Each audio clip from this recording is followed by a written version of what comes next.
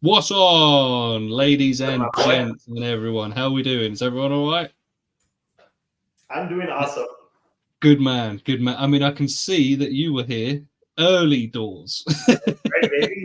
That's the kind of guy I am, just always on time. Are we not going to tell everyone that you've literally just finished setting up, or are we going to ignore that bit?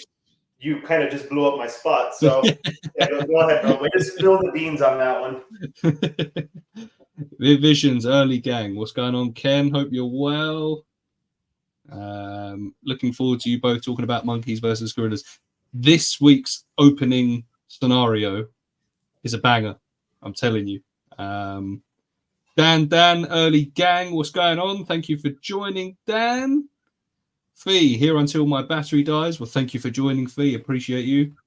Paul has said here until I hate it. So see ya. Hi, Paul. Bye, Paul.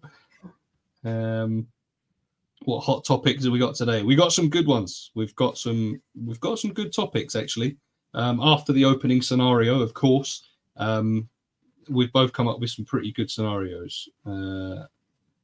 Currently hand misting these dragons so they drink. Mate, those dragons are sick. It is so cool. It's like 25 minutes hand misting. That's dedication. They are forest. Forest dragons? Yeah. Forest dragons or whatever? Yeah, they're sick. Yeah, those are cool. We tried using the little dripper made for chameleons that don't drink standing free water. Will Exotic is in the house. What's going on, Will? And Mr. Reptile Chat himself. Hello. Just popping in, say hi. Can't stay tonight. No worries, my friend. No worries at all. But yes, thank you all for joining. Appreciate you all. Alex, how are you? Are you well? I'm good, man. Had a very fun weekend. Ready to get back into the swing of things. How are you? I'm all right, mate. I'm all right. I am very much on standby at the minute. My missus could basically go into labor any minute now. On live, bro. That would be the coolest thing ever. If you see me do this at one point, you know that she's come downstairs and said, "Yeah, it's happening." So yeah, I'm very much on standby at the moment. Not the common boring ones. Remind me what their full name is again, please, Paul. I know they're forest dragons, but I can't remember the cool rare ones. Yeah. Where is everyone tonight? I have no idea. Maybe they're all watching the eclipse, which Natalia has very kindly reminded everyone. Yeah, it's happening right now. I went outside and burned my eyes. So. Did you manage to see any? Did you? I don't know if I did it wrong. I know it was like 3 o'clock on the dot. Dude, yeah. I went outside because my wife texted me because she's at her parents' house. She's like, "Yo, it's happening right now. Like, go look at it." And I was like, "Okay." Did I go outside? I can't even tell what's going on. Like, I looked up and I burned my eyes. Dude, I was outside for 5 seconds and I walked back in. I'm sure the security cameras in the back like captured my dumbass just and then burning myself.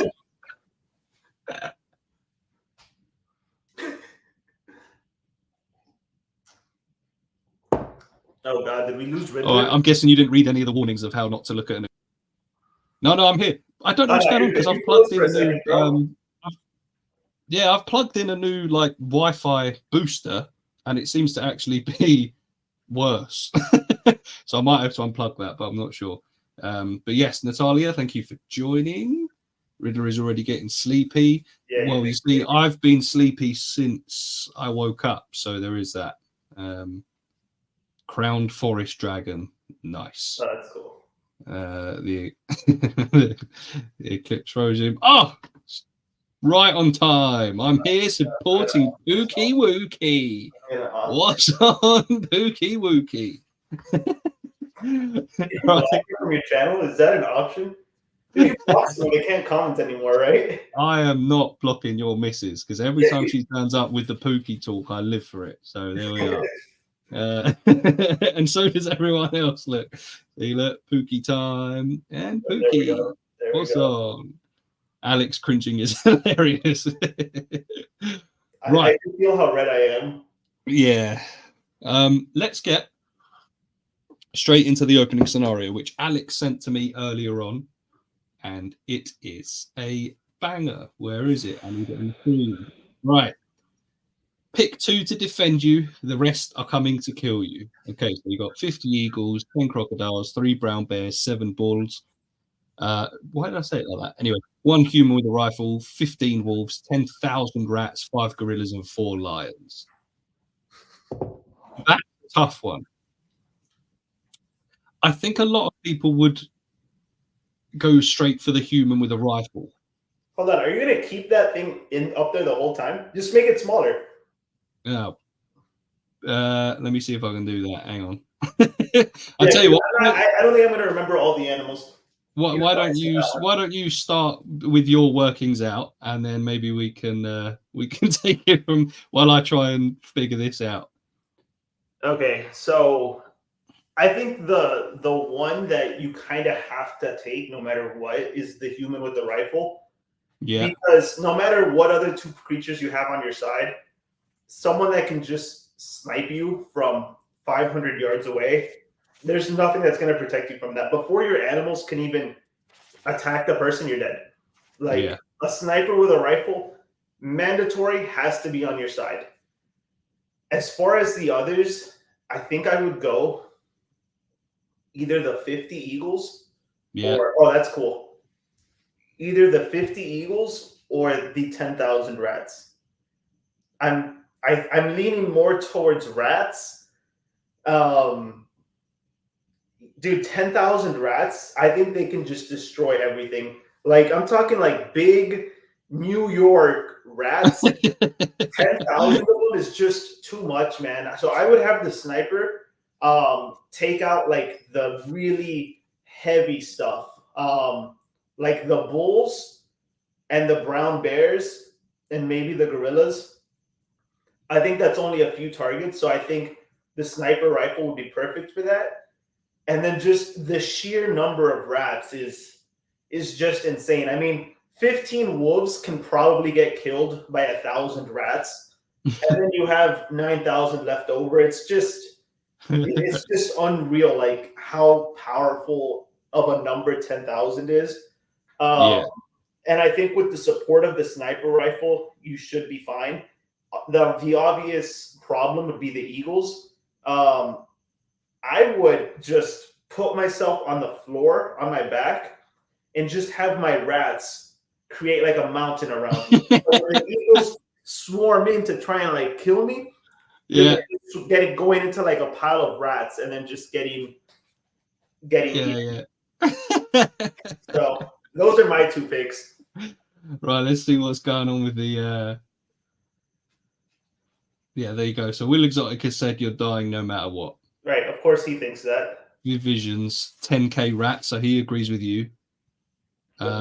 Human with sniper rifle and 5 gorillas. Is it bolt action? See, that's a very good point.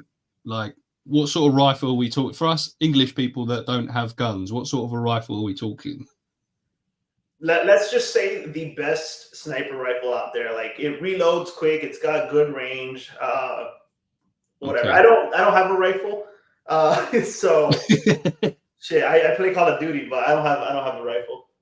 So Viv's gone for rats and gorillas. Paul has gone bears and gorillas. That's quite a good one. I can't remember what you said. I'll put it back up in a second. Human and the rats. There you go, Mr. Will Exotic, and there you go. Look, the handshake is back again. New York rats. Which I thought you meant just one. One what? One what? I don't know what you. One, not one rat. Surely that's not what he thought. 10k rats is wild, dude. It's a tough one here. Let me put it back up again, and I'll see what my workings out are. So let's share that again. The first one that came to my mind was 5 gorillas. That came to mind quite quickly, because like 5 gorillas and you just on your feet. But then the problem is, I mean, but I wouldn't be doing anything. There's nothing. I could maybe stamp on some rats Yeah, they made me step on some rats. That's about because I can't fight crocodiles. There's no two ways about it. I can't fight a single crocodile. I'm losing that. You can probably take out an eagle or two. Maybe we've been through that one before, but 50 eagles don't stand a chance. A brown bear, me versus a brown bear. If it came towards me, I'd just end up in the fetal position anyway. I'm not even going to try and swing. 7 bulls again. I couldn't fight a bull. I mean, the human with a rifle, obviously, if he's got a scope thing, then that's it. I'm done for. I'm getting headshotted because I'm quite a target anyway. 15 wolves again. I wouldn't be able to fight them. Again, 10,000 rats. If they all attacked at once, game over. But if I can pick them off bit by bit, maybe. No, they're not coming at you in a straight line, bro. It's a swarm. Yeah, if it's a swarm, then there's not really anything you can do. 5 gorillas. Again, we've been through the gorilla thing. I couldn't beat up 1 gorilla, never mind 5. But I think they've got it in them to have that power. Like, I think 5 gorillas could do a nasty job on 10 crocodiles, for example. Dude, what was your pick? The gorillas and the sniper? No, I'm not sure what my second is. I think my first is the gorillas. I think I'd go 5 gorillas. And then you know what? It might have to be, because at first I was thinking not the human with a rifle, because once he gets all your gorillas. What's that? If he's not on your side, he's gonna kill all your gorillas. The gorillas are too big of a target. Yeah. But the thing is, if one of the brown bears or one of the bulls or something gets to him, that's it. He's done for anyway. So we're down numbers. Range. I don't think he's gonna let those animals get that close to him. No. I think, but then 4 lions as well, though. 4 lions. That's a savage pick. The lions, dude. I would take a gorilla versus a lion in a 1-on-1. So if you're picking between 5 gorillas and 4 lions, I think that's a really easy choice. No, I think it'd be the 5 gorillas. It's more between the 4 lions and the human with a rifle. Dude, no way. Because what on earth are your 5 gorillas and 4 lions going to do against that number of crocodiles, bears, wolves, eagles, rats? Like, there's no way you can take that on. On top of the fact that if they are all busy trying to fight those other animals, because let's be real, they're going to die. It's like Sparta. They're just trying to hold down the fort for a little bit longer. Yeah. The best thing that you can do is try to reach the sniper, take his gun or something. I say you take about 3 steps towards him before you get dropped. Yeah. Either that, or you'll have to use your gorillas as like a meat shield. But by then, your lions are getting killed by everything else. Yeah. I think you made the worst pick possible, dude. No, I think 5 gorillas in an apocalypse. I wouldn't last in an apocalypse, mainly because everyone would be like, right, you got to grow your own vegetables to survive from now on. And I'd go, I don't eat veg, so I'm just going to go and kill myself anyway. So, I said you die because I thought you meant we have one option. No. You got 2 options. It's written like pretty clearly in Don't scoff at me. Do all the rats have rabies? I don't know. I'm not sure how much of a difference that would make, but are we talking 5 silverbacks? Yeah. We're talking 5. Let's assume it's a big male silverback. Yeah, the 5 heavy hitters, full-on silverbacks. The rats would legitimately eat anything. Yeah, they are savage. I've seen how strong they are firsthand. Yeah. Brown bear, no grizzly. That's true. But it's still a fucking bear. I thought brown bears were grizzlies. I think brown bear is like, I think it's a family of like a certain type of bear. But I think if it's a grizzly, like people just call them grizzly bears. You know? Yeah. Are they Lord of the Rings eagles? How many eagles was it? Was it 50? If it's 50 of them, then yeah. If so, I want them. Yeah, if it's 50 of them, then you could actually potentially win that. But if they're against you, you're losing that after 3 minutes, if that. If you don't have the human, you're dead. I don't think you're going to make it either way, but maybe you can prolong the inevitable with the human with a rifle. You know what I think could also kind of work? Go on. I picked human and rats. I feel like 50 eagles and 10K rats may also work because the obvious problem is the human just sniping you. But if you have 50 birds kind of flying around you and you have the rats just like a landslide just coming towards the guy, and you can at least just run back and forth in zigzags with the eagles kind of covering you, it'll, take some of the bullet. I think it's possible because the rats, dude, 10,000, it's going to be like a landslide, dude, just destroying everything in their path. I think they could, if you can like have them just go after the sniper rifle, take him out first and just, survive for a little bit and then have them go after everyone. I think that's also possible because nothing else can really hit the eagles unless they start coming down at you. But if they coordinate their attacks, it's game over. I think those are like the top 3 options. Yeah. Really I think the main point I'm taking away from this is I'd just be a spare part. Like there's nothing I can do. If I pick the biggest ones, I've got to try and take out a high volume, and I'm not lasting very long there. If I pick the high volume, I've got to fight crocodiles and bears. It's not happening. So yeah, I think let the gorillas try and do their thing and have matey boy next to me with a rifle giving it a go, and yeah, I'll see what I can do. I feel like that would be possible if you didn't have the rats. But what are your 5? First of all, the sniper completely useless against the rats. Like that's out of the question. What are the 5 gorillas going to do against the rats? Maybe if they just stand in a line and then they just repeatedly just like smush the rats that come. So that's a lot of stamina, and eventually the rats are gonna be able to grab on and just start climbing them and just biting their eyes and shit. So well, that's the thing. 10,000 rats is a lot.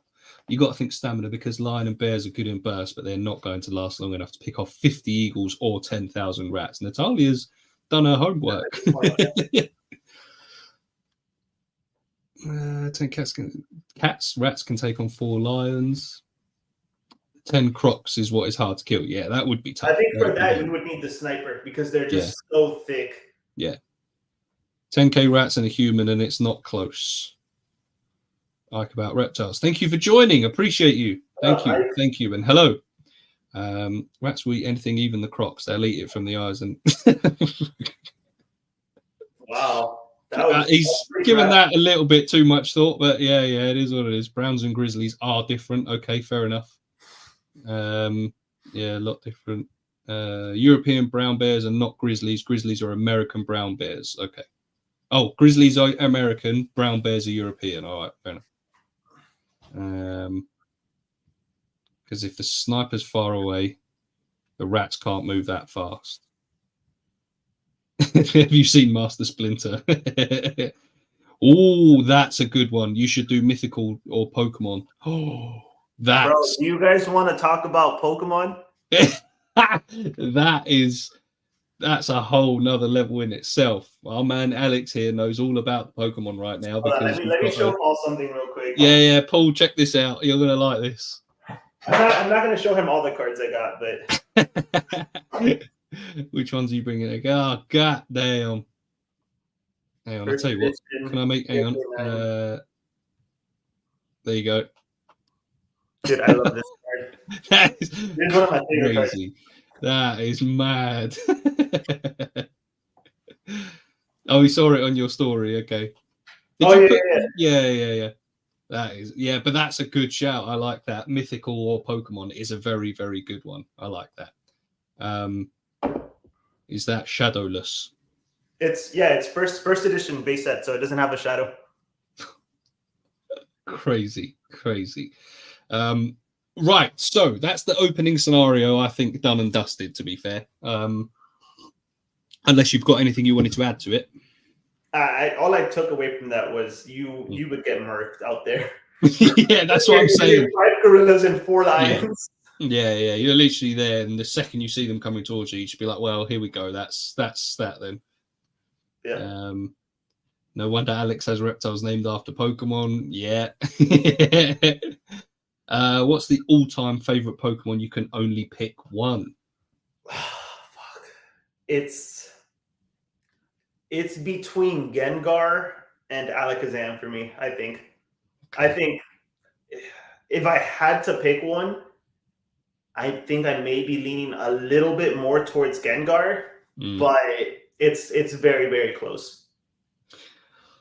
I was always it's quite a random one, but I don't know why, but I was always quite drawn to Scyther. I really liked Scyther. I don't know why. I know that's what I'm saying. Scyther too, but I've never heard anyone call him their favorite Pokemon. I don't know if he's my favorite, but I always really liked him. He was up there. My starter Pokemon every single time was Charmander. Every time. Of course. You look like a Charmander kind of guy. I was always going straight for the fire. Let's get it. I was doing things like that. Well, yeah, to be fair, Dan has said Charizard. Yeah. Flygon.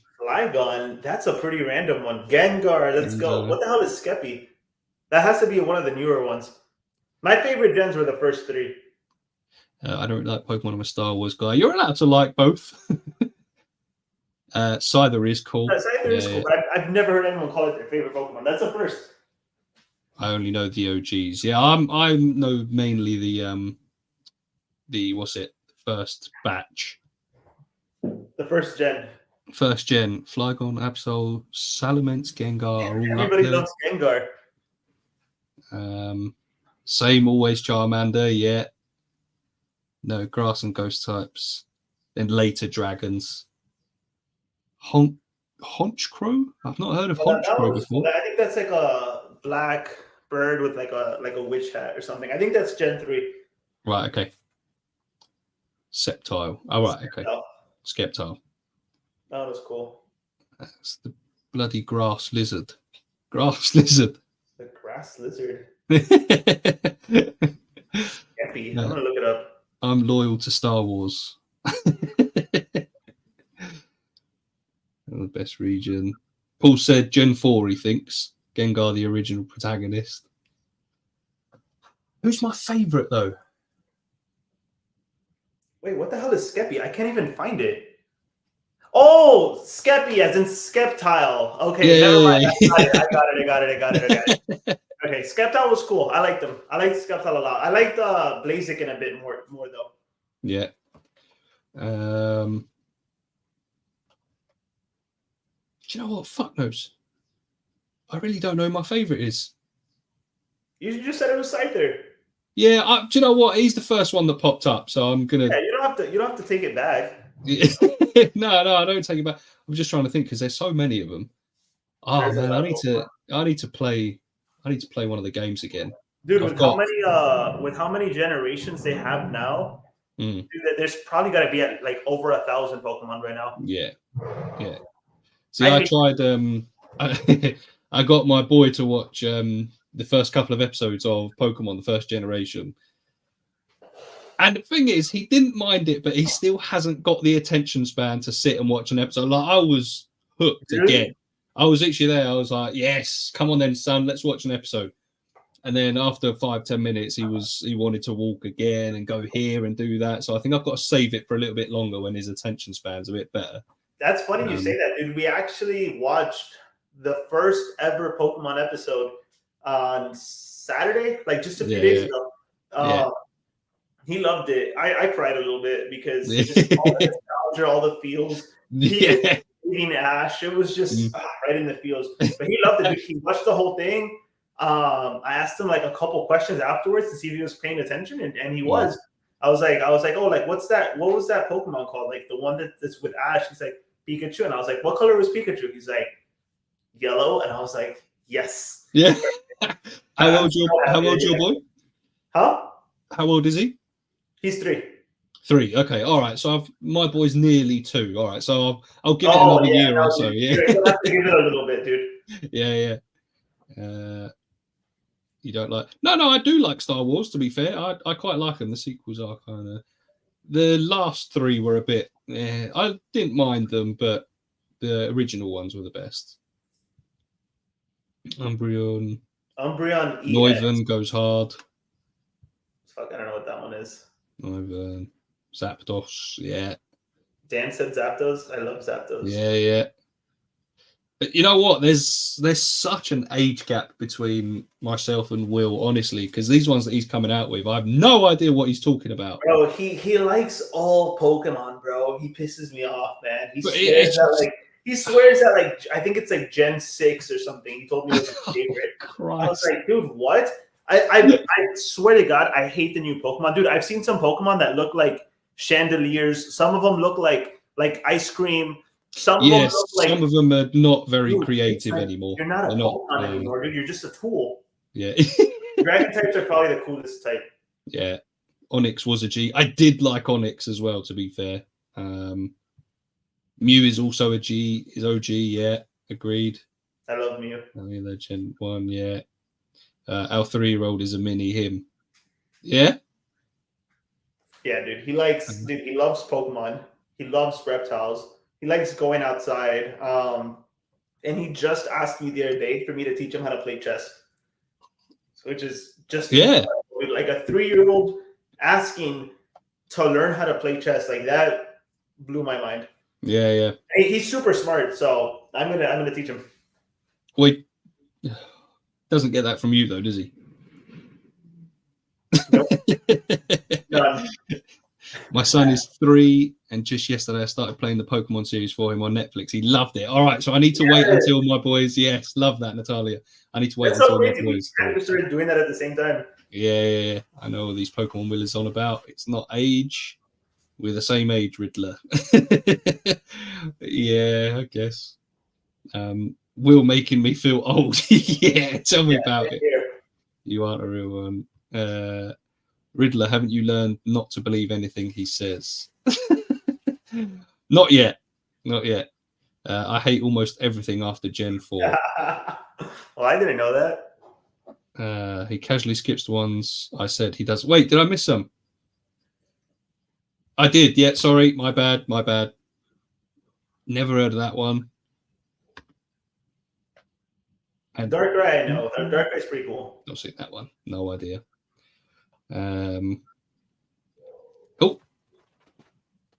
Elijah was on Pokemon before too. He's a real one. Yeah. That's cool. Skipping my pokes has made me want to leave. I'm sorry, Paul. I didn't see it. Allow me. I didn't know that. All right. We're going to have to do a more in-depth Pokemon thing at some point, I think. But for now, let's go for our first. What's it called? Topic. What are the biggest threats facing our hobby? That's a very good one. This was one of Alex's, by the way. This is one that he came up with. For me, the first thing that comes to mind is animal rights activists, because there's a lot of them that don't seem to understand what we do, why we do it, and only focus on the bad ones, which is easy to find bad ones. We don't help ourselves, but it's easier to get other people to hate something if you find the bad in it.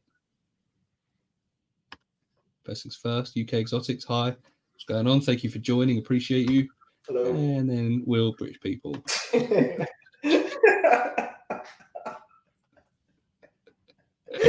Just can't help. He can't help himself, can he? Here I am giving a nice, a serious answer.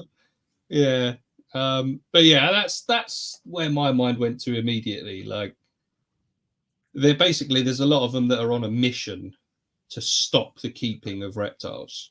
Not just reptiles, obviously. Like, I don't know enough about it to get into it, but like obviously the keeping of primates. I think exotic birds as well. So it's not just reptiles, but we do face the problem because it's easy to go online and find someone that keeps reptiles in a shitty way. And you don't have to keep reptiles to be able to look at the way someone's keeping it and go, well, that's wrong. So I think that's our biggest concern at the moment. So I think that's a good one. And you kind of touched on it a little bit. I think the biggest threat is ourselves, as in members of the reptile hobby that just put it in a bad light.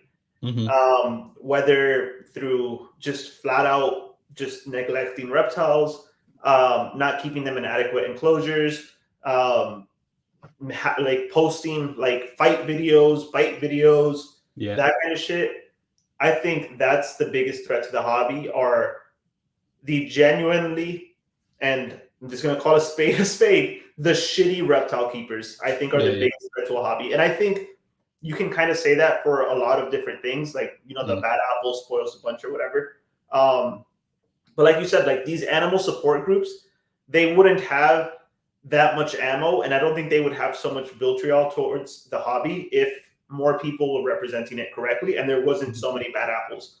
Like government agencies, for example, they want to ban reptiles because one venomous snake, you know, bit a kid, or someone's snake escaped and it was like a 10-foot constrictor and it freaked out the neighbors. Or just all, like everything just can kind of come down to it. I think not everything, but I think a lot of things can come down to the fact that even though I think the majority of keepers do it right and they try their best to put a good light on the hobby, the media, the government, they will always just find ways to distort the truth, and they will showcase and spotlight the worst that the hobby has to offer. What the fuck? Sorry, Dragonite is like hunting, and he's just so cool. I think they'll always find a way to showcase the worst of the hobby. So as long as the worst is still around, they're always going to have ammo. So I think we need to do a better job of just policing ourselves, holding other accountables, so that, you know, this doesn't happen. Because already we're just such a minority of a group. You know what I mean? Like, we're reptile keepers, dude. We're already just the weirdos of society. Yeah. We don't also need to have members in our group that are not going to at least shine this really small hobby in a positive light. Just before I make another point, wild caught reptiles, I would only do it for breeding purposes. Well, new bloodlines, things like that. That makes sense. But yeah, as in just getting them in just to sell again, probably not the best bet. What's up, big homie? What's up, Father Blue? Thank you for joining. Appreciate you. A 10-foot snake gets loose, ban all reptiles, but a dog bites a kid, that one dog gets put down, but not every single dog breed gets banned. Yeah, well, that's the thing. It's all about the propaganda and how it's being used. I mean, just the example I was going to make. This is why we need, in the UK, we've got responsible reptile keeping. Shout out to them. And obviously over there, you've got US ARC. And it's important to support things like that, because just as an example, Tori, who's on here, she was asked to go on a Channel 4 documentary to talk about the keeping of reptiles. Now, she keeps her reptiles really well, like big decked out enclosures, naturalistic, you know, they're all fed the proper diets, they're enriched, so spot on. So she went on there thinking, yeah, lovely job. I'm going to help showcase how we can keep reptiles. Bro, they gave her about a 5-minute airtime. I remember that. If that. They gave her a 5, and then the rest of it was just people doing bite videos and you know, keeping shitty and things like that. And it was meant to be a non-biased argument either side. It couldn't have been any more biased if they tried. Like, literally, it was 5 minutes for Tori and how you can keep well. And then the rest of it was just basically saying how we shouldn't keep them. I think there was a lot of misinformation in there as well. I can't remember which one. There's an example. What was it? I think it was like 80 or 90% of pet reptiles die in their first year of being kept. Not true. What? Absolutely not. They tried using that.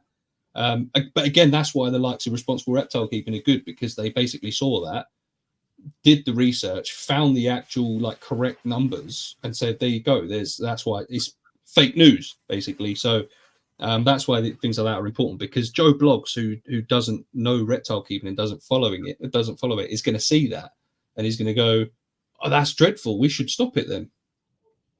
It's because that's what they're being fed.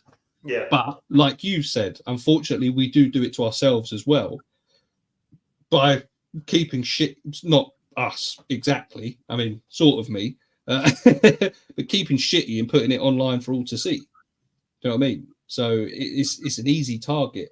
Got to do some work stuff, boys. I'll check back in a bit. No worries, Will. Appreciate you.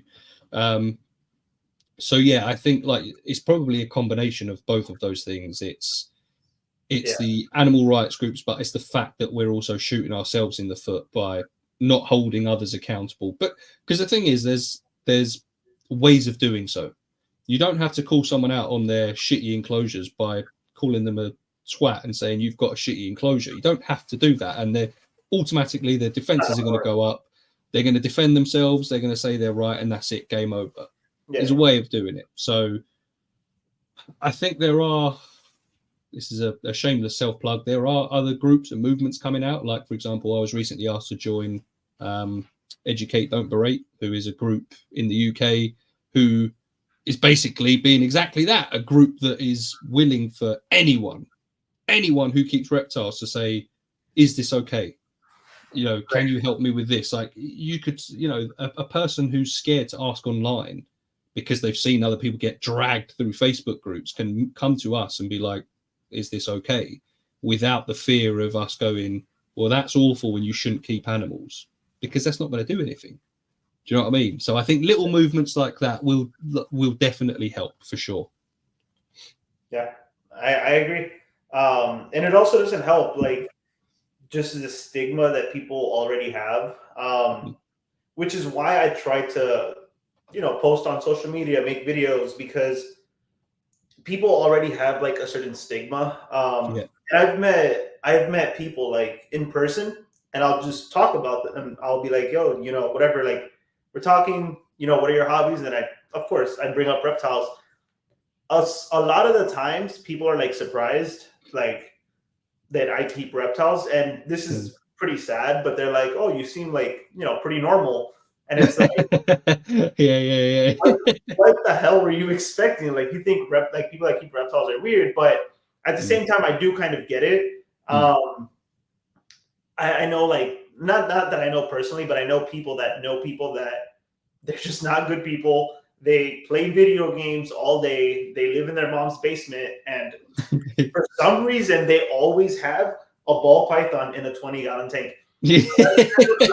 That's kind of what they associate with reptile keeping. So I want to show that there's more to it than just the fucking nerd, like, in his mom's basement with a 20-gallon ball python that doesn't even have any lighting. See, that's it. That's not a reptile keeper. That's someone who has a reptile. There's a massive difference. But that's the thing. We'll get tarnished with that brush because that person has one reptile that they keep in properly. But automatically they're a reptile keeper, and we all do the same thing. So again, there's that problem as well. Like, we are all tarnished with the same brush. Just a quick one, Alicia Crumps. Alicia, you've just missed my shout out for Team Educate Don't Berate. But thank you for joining. Appreciate you. She's part of the team as well, by the way. Nice. But yeah, man, we are a danger to ourselves without a doubt. But like you say, there's those of us that are trying to do better and showcase it properly. And because the thing is, the other thing that affects it is the fear of the animals. There's a lot of people who fear snakes without having ever come across one. There's a lot of people who fear lizards just because they've heard bad stories. You know, according to most people, any snake is venomous. Or a lot of the time they say, oh, is that a poisonous snake? It's not. No. But that's where the education comes in. Do you know what I mean? That's where that needs to be really driven. Like, a lot of people aren't interested. You can try and educate someone as much as you want, but if they're not interested, they're not interested. But I think that's where we need to start doing more. Not saying we're not doing anything, but there's more to it. So I agree with you. You hit the nail on the head with that. A lot of people just are not interested. They're just set in their ways. And I think that just speaks also to just society as a whole. Like, with a lot of things, people are not educated, not interested in just being educated. Yeah. Just by nature, once someone has an idea, a lot of the times they're just going to be set in it. They're going to look for information that supports that idea. They're not going to want to be educated because nobody likes to feel like they were wrong about something. So I think that often leads to just being close-minded. And I think also this is kind of fucked up, but I think genuinely people like having something to hate. Yeah. I think reptiles are, and snakes specifically are the easy choice for most people. I'm part of this group on Facebook called "What Kind of Snake Is It?" and it's like for Florida specifically. It's a group to basically just like ID snakes or whatever. Every day, at least a few posts per day, it's a dead animal, a dead snake, and it's like, oh, neighbor said it was a diamondback, neighbor said it was a cottonmouth, but I'm not sure. Can you help me identify it? 9 times out of 10, it's like the most random, harmless shit ever. It's a brown water snake, it's a green water snake, it's a corn snake, it's a yellow rat snake. Like it's just unreal. Like people just see it, they instantly say, "Oh yeah, that thing's venomous," or they act like they know snakes too, which just pisses me off. Like if you don't know, like keep your mouth shut about them. But it's like, "Oh yeah, that's so and so." They're calling like a snake that doesn't even have a rattle or rattlesnake, and it's like, do you know what a rattlesnake is? They're just looking for an excuse to kill it, or they're just that fucking stupid and uneducated. Either or is pretty sad, I think. Well, a lot of people take pride in killing snakes and things like that, and it's just. But do you know what the thing is a lot of snakes or snakes in general have a stigma of being evil, and it's put in our minds from a young age, a very very young age, that apparently snakes are evil. What's that? The Bible. Yeah. There's an example for you right there. But most old age cartoons, I don't know what they're like now, but like old Disney films, the main evil villain animal was always a snake. You know what I mean? And that's the problem. It's very hard, like you say. There's a stubbornness and there's not a willing to be wrong. Like I, for example, I'm happy to be wrong. If someone proves me wrong on something, then I've learned something. Do you know what I mean? I'm happy to learn something. Whereas a lot of people will go, well, no, I'm right on that one. No, I'm correct. Of course I'm right. And there's the stubbornness. And that's how animals can end up being killed, because they're like, well, that one's dangerous. That one's a rattlesnake. I mean, I'm not saying, if it was a rattlesnake, then yeah, you can kill it. But to misidentify a snake, as a corn snake as a rattlesnake and then kill it and be like, oh, just in case. That's like saying someone's dog ran into your gardens, someone's pet dog ran into your garden, you shot it or killed it with a shovel and be like, oh, just in case it attacked my kids. You're going to get dragged through the mud. But there's that photo that's like the only difference is your perception. And it's like a man either beating a dog or a man beating a snake. Yeah, and it's so true. It's so true. Bro, I'm so late staring at the sun. How's it looking, Gary? Let us know. I hope you've done it safely, but if you don't know what it is, then eat some shit. Yeah, exactly. That's what I'm saying. That was good. But this is the thing. It's lack of education. It's a lack of willingness to learn as well. Because apparently one dead snake isn't a problem for some people, but it is. Like, why would you go out of your way to just kill an animal just in case it's dangerous? Do you know what I mean? Yeah, and I think that says a lot about people as well. Yeah. Hey, let's go. Bro, we can super chat you now. I'm blind. My first ever super chat, Gary. My main man. The first super chat ever to Ridley Reptiles. Yeah, buddy. To be fair, Gary, this is the first ever live stream I've been on that I can be super chatted. So I appreciate you. Thank you. Yeah, what a legend. What an absolute legend. Yeah. That will go down in actual fact. I'll tell you what.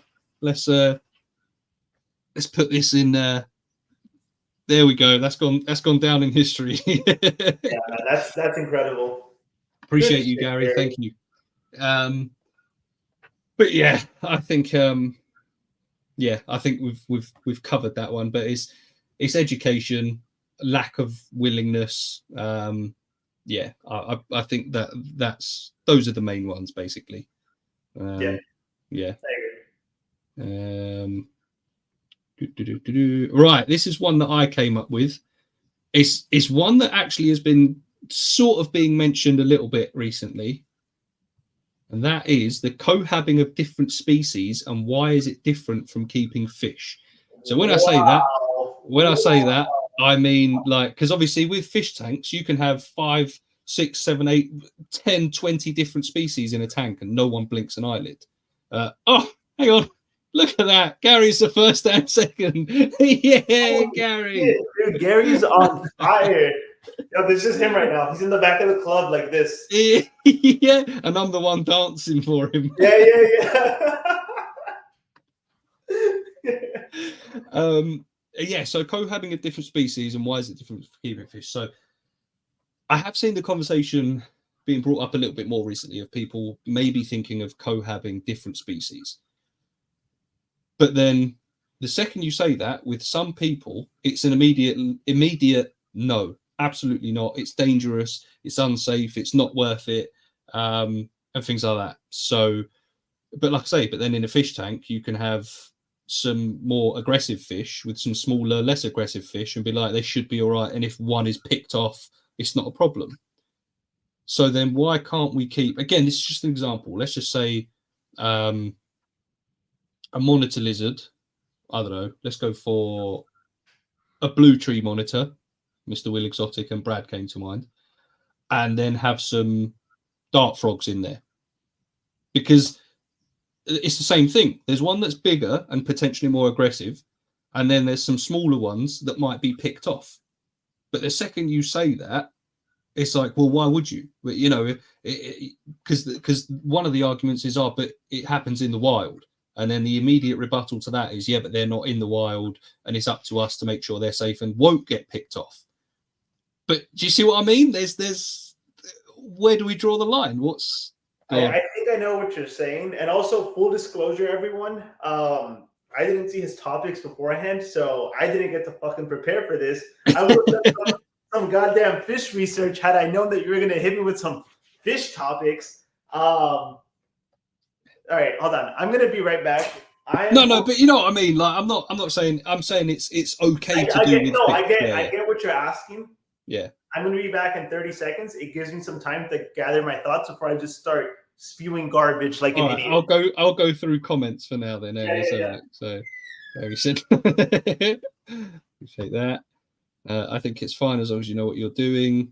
But that's the thing. Who's to say who knows what that person's doing? It's a tough one. Tree monitor dart frog. It was the first example that came to mind. Because it's like a big potential, not aggressive one, but like a bigger one that wants to eat, and then the smaller ones. It isn't different. Zoos do it all the time. I think the problem is that the community tells new keepers and then acts like people can't progress and learn and be able to do it properly. That's a very, very good one. It's like we're so stuck in our ways that the next generation that's being taught is being taught the exact same thing, meaning we're never progressing. Like, who's going to be that person that becomes the pioneer and shows you can do it? That's the thing. I missed one. Hang on. I have Mediterranean house gecko in with my ball python. They live happily together. Gecko is too small for the ball to care about, and the gecko eats the nuts. I haven't heard of that combo before. That's cool. A house gecko and a ball python. That's cool, and the gecko eats the gnats. That's class. See what? But that's the thing. To me, I'm there going, that is sick. But a lot of people in the hobby would be like, that's cruel. Why would you do that? I don't think it is, because like Gary says, the snake isn't bothered. He's not going to try and eat a gecko that's that big. It's not worth his time. You know what I mean? If Gary had said, I keep a mouse in with my ball python, then that's different. But yeah, morning geckos and dark roots. Don't see a problem if they're communal in the wild. But that's the thing. That was the one thing that I said, that the argument that people come up with to that is that they're no longer in the wild and we are the creators of their world. So why would we put those smaller ones in risk of being eaten if we don't have to? And this is just devil's advocate. I'm not saying which one I think is right.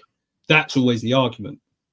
So here's how I see it. I think the problem is, I think it's, maybe this is just me being simple-minded. I think it's a problem with the wording used. If we're talking about, for example, cohabiting two species where one may potentially, like you said, pick off, the smaller species.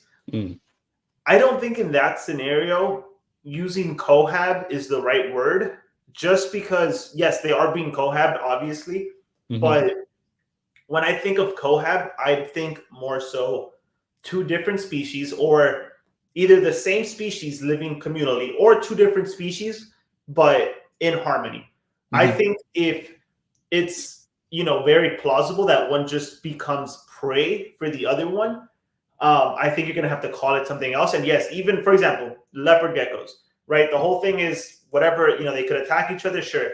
No one is fucking saying like the leopard geckos are going to eat each other, right? That's not really a threat. You're just more worried about them fighting and then one getting killed. I think in that you can say, yeah, you know, whatever, we're cohabbing them. We're trying to eliminate the risks, whatever. But if you have a monitor and some frogs, which was the example, right? I mean, I don't even know what the fuck eats, like, what monitor eats frogs. I'm sure there's like plenty that would. But you know what I mean? It's the first thing that comes to mind. Something big, something small. Yeah. I think you can probably just say like, yeah, you know, I have a monitor and there's some frogs at the bottom of the enclosure. Every once in a while, he snacks on them, but for the most part, you know, it's not a big deal, because that makes it seem more like the monitor is the priority. And then the frogs are just kind of like an extra. If they get eaten, they get eaten, whatever. AKA the dart frogs are kind of like little mice in a fucking snake enclosure. You know what I mean? I think if you word it like that, it's because cohab is supposed to be like a harmonious thing. So I think people should start saying like, oh yeah, you know, they you know, sometimes they get picked off. It's like, so you're kind of cohabbing them until they get killed. It sounds like you're not doing it right. You know what I'm saying?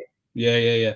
But it's because the same could be said for when people like put fish in their monitors, like water bowl, for example, knowing that these fish could get picked off, but no one bats an eyelid at that. Yeah, but no one calls that cohabbing though. No, they don't. But this is what I'm saying. But they're still both living animals. Do you know what I mean? So, and again, this isn't me saying I'm choosing a side. It's very much devil's advocate. So what's the difference between having an Asian water monitor with fish in the bowl than it is having an Asian water monitor and frogs in the enclosure? Because those frogs are going to get yammed up as well. It's as simple as that. But no one bats an eyelid at the fish, do they? Really? I think it's one, people just care about amphibians and reptiles a little bit more than fish. Probably because we eat fish, people go fishing. So I think psychologically, and not to plug myself too much, but I'm going to do a video on morality, like the whole video on morality, dude. It's going to be my deepest. It's one of the videos I think I'm the most excited for, because I'm going to ask a lot of thought-provoking questions. So I don't want to get too into it, but I think people just, because of what we already do to a certain kind of animal, its life value is already a little bit lower. So I think they're fine with seeing a lizard eat fish, because it's like, oh shit, you know, I eat fish, I go fishing, my dad fucking whatever. Whereas a frog, it's kind of like, oh man, like a little frog is getting eaten. And then you already know people that you know, keep frogs as pets in the same hobby. So it's kind of like, oh shit, well, that's kind of fucked up. Because, for example, some of the people that are complaining about it, I would say there's a good chance that they already keep dart frogs. You know what I mean? It's like, I have red-eyed tree frogs. I wouldn't be like super happy if I found out someone was just throwing in their red-eyed tree frogs with, I don't know, some South American fucking lizard that is probably going to eat them. But at the same time, it is a bit hypocritical, because why am I okay with them being thrown crickets and locusts? Like, is the life of a frog more than their prey item? It's kind of, I get what you're asking. It's like, why do we have that difference? Yeah. And that's a good question. I think humans are just fucking weird. Literally, I think when you label something a prey item, it's morally okay. But if you label it like a pet and it gets eaten, it's not okay. The frog and the fish thing, in reality, there's really no difference other than how you're viewing it. I think one is seen as like a food bowl, essentially, like the fish are just in a food bowl, and then one is just animals living in there that if they get eaten, they get eaten. I think it's living its life until it doesn't. Right. I think just outright not labeling it a feeder is why people have that issue, because then you're kind of seen as like a failure if it gets eaten. You know what I mean? It's like, oh, you cohabbed, but you didn't do it successfully. Whereas if you would have said like, yo, its feeders are free roaming or some bullshit, nobody would bat a fucking eye. Yeah, if you said I've got feeder frogs in there and there's a constant supply because they're breeding them, then I guess it's different. But then the second you say I'm cohabbing different species, people go, well, that one's going to kill that one, which means you're a piece of shit. Which is it's crazy. It really is. Yeah, and then you can just be like, well, because it ate that frog, it didn't eat this small mouse that was going to offer it. Yeah. So, like, why are you upset? Like, what in your head is the equation that you made to make it so that the life of that frog is worth more than the life of that rodent? Yeah.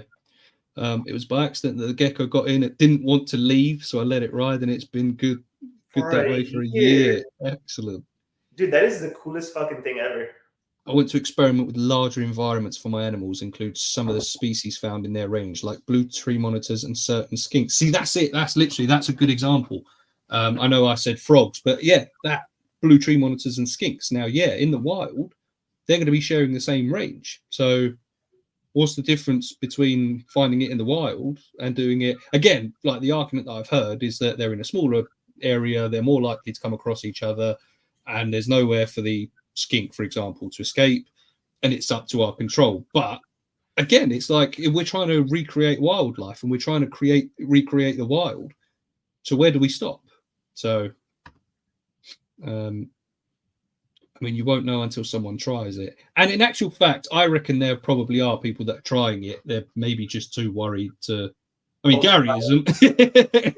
Gary don't give a shit. I agree 100% with that. These flies. I watched the YouTube video recently of how to get rid of gnat flies. It was really good. Thanks, man. Nigel. I also really want to experiment with multiple tree monitors together, like 3 or 4 more in a large environment. See, the thing is, it's doable. It's possible. We see people cohabbing monitors. It happens. Do you know what I mean? And at the same time, there will be backlash. People will be dragging that name through the mud, saying he's cohabbing when he doesn't have to and he shouldn't. But then at what point do you go, he's tried something and it's worked and it proves that it can be done safely? You know what I mean? Where's the line between pioneer and figuring out something new, or just being a guy that's trying something that we know won't work? Do you know what I mean? I feel like the problem also, and again, I don't think this should be the way it is. I just know we live in a society where everyone's fucking sensitive. Everybody wants to find something to bitch about. I think the fact that Blue just used the word experiment, they're going to cling onto that word and use it. They're going to, he has the right intentions. I know he would go about it the right way. I know people will just see that and be like, oh, Father Blue thinks it's okay to experiment with lizards or some bullshit like that. You know what I mean? Yeah. Rather than if he would have just said fucking, oh, I'm going to, try this thing out or whatever the fuck, people probably wouldn't be like as upset, even if it's the same exact fucking thing. I think it's ridiculous. I think this is the only way you're gonna really learn is if you try it, and you try it in a way that makes sense, right? I'm not gonna try to cohab my fucking ball python and a guinea pig.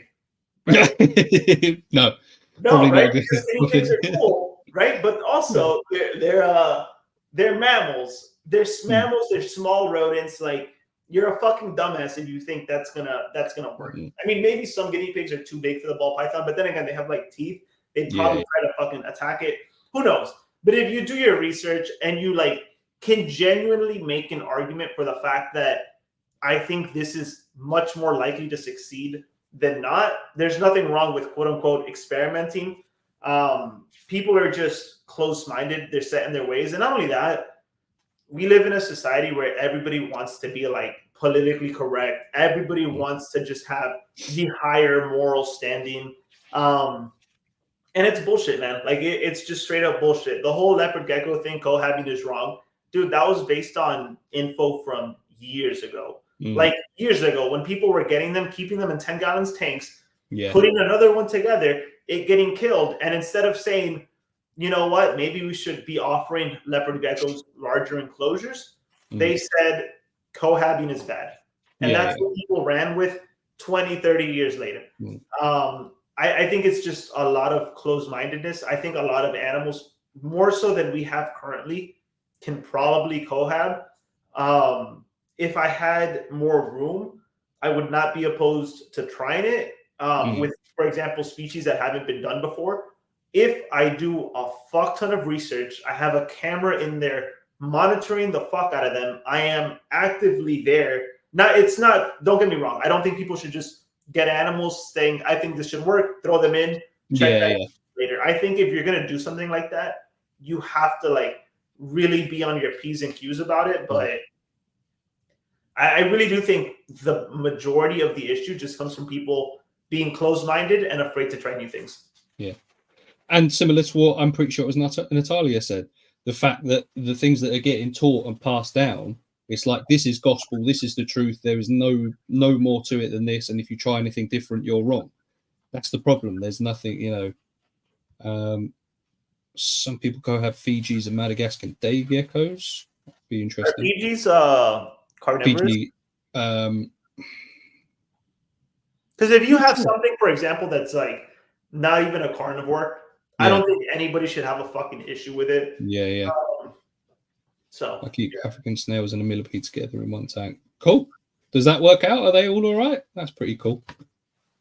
If I was to put my beardie and Aki together, that would be a no-no. They do live together in the wild, but they are direct competitors and there would be blood. Yeah, see, that's it. It's all about doing it. It's all about doing it smart.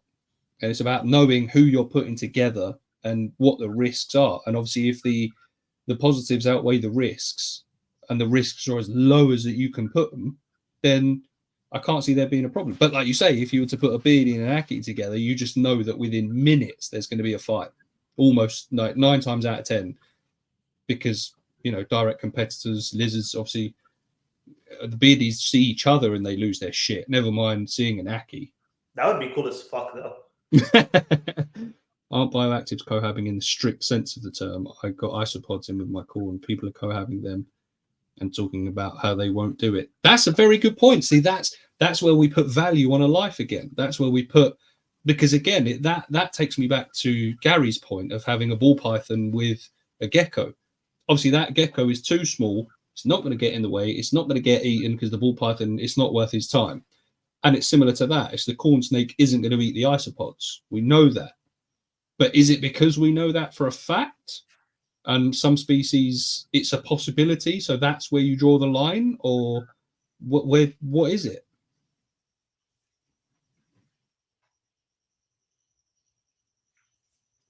That was a question. Are you asking me? No, yeah. I don't think it's. I don't think there's a clear line. Yeah. And I think the line is different for everyone. For example, as much as I say I love all animals, that's not fucking true. There's animals I fucking hate. I hate mosquitoes. I go to the states and I try to have a good time, and you know what they do to me? They attack me. They're bitches. I have zero issues, no second thought about it. The second I see a mosquito on me, you know what I'm doing? Oh shit. God damn. I know what? That one kind of hurt. Right? I just killed a life. Like by definition, I just killed a life. No second thought about it. If I have an isopod on me, I'm not going to do that to it. If I were to do it, I would feel bad, but I wouldn't be as distraught as if I just did that to a frog. For example. Yeah. You know, and the line it's different for everyone. There's I don't know if it's like Hindus or like a certain subsect of like Buddhism, but there's like people that like don't even kill plants. Like they won't even walk on grass type shit because all life is valuable. Even the mosquitoes, they will not kill it. So that's where the line is for them. For me, it's probably somewhere at like, I don't even know where my line would be, but I mean, I don't kill isopods on purpose. I hate having to feed rodents to my animals. The only one that eats live rodents, by the way, is Merlin, my ball python. Yeah. I don't like doing it, but I know she's not going to eat anything else because trust me, I have tried. This is a snake I've had for close to 3.5 years now. She will not do it. And so my line there is, okay, the life of my snake is worth much more than 100 rats that I'm going to have to, you know what I mean? I think it's different for everyone. And I think it's just very hard to actually put it into words or into some kind of equation as to like where exactly the line should be. I think morality is just one of those really murky subjects that a lot of the times you can't really even explain why you feel a certain way. You know what I mean? Like, why do I think the life of a goddamn roly-poly is worth more than a mosquito that's about the same size as it? You know what I mean? Yeah. Tree monitor will pick off frogs one by one. Yeah. But then you've got a Viv saying, where I work, there's a pair of McRae, a mountain chicken frog. I've never heard of a mountain chicken frog. What's a mountain chicken frog? I have no idea. These are weird, man. Mountain chicken frog. Apparently. I see chuckawalas and healers in a zoo. That was sick. That's pretty cool. Baum is here. What's going on, Baum? Fish will eat their own babies all the time. Yeah, see, that's it. But no one bats an eyelid.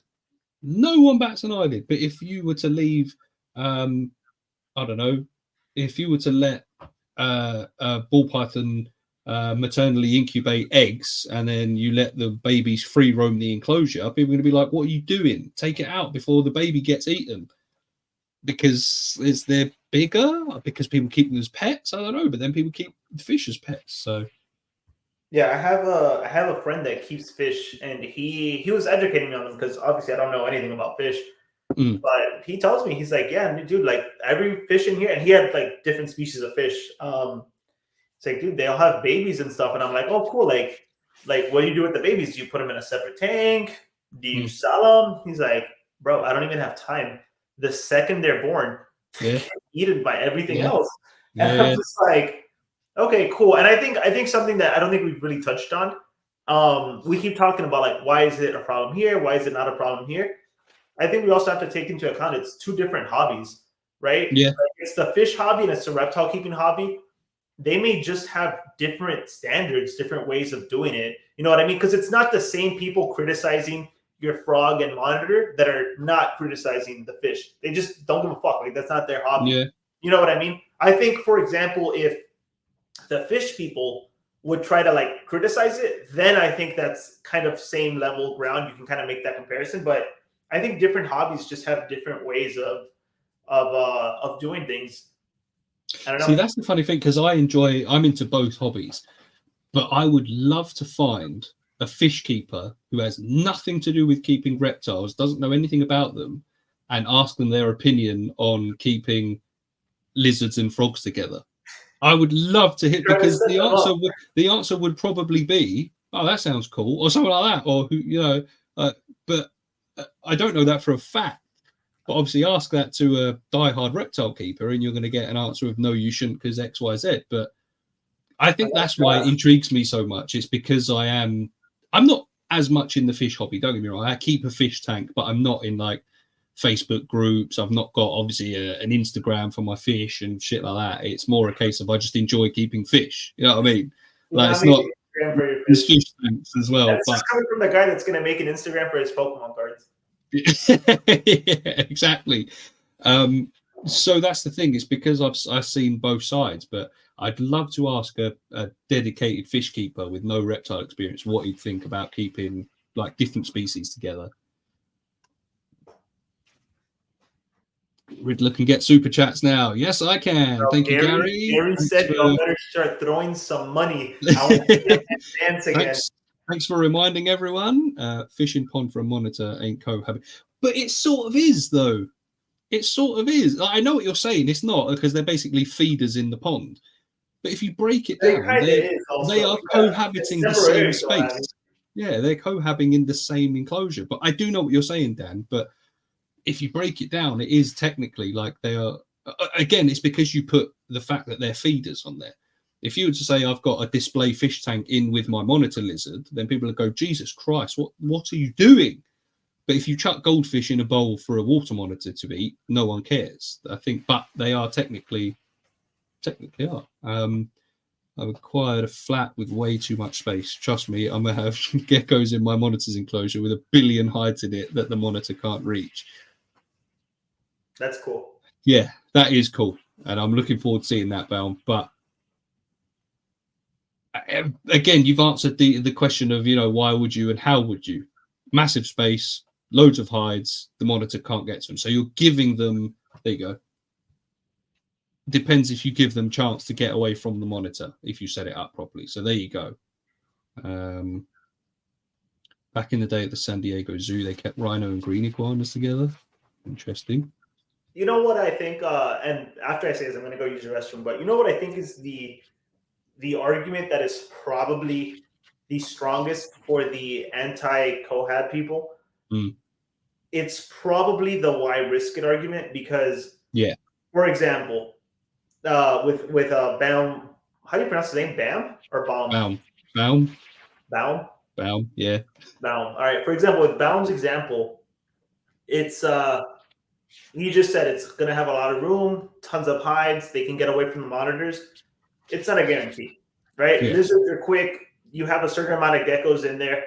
If you have 10 geckos, odds are probably one at one point will probably get picked off. Like, there's no guarantee, no matter how well you set it up, unless the animal is like an absolute like non-carnivorous, and we know for a fact it will never even try to like go after this other animal.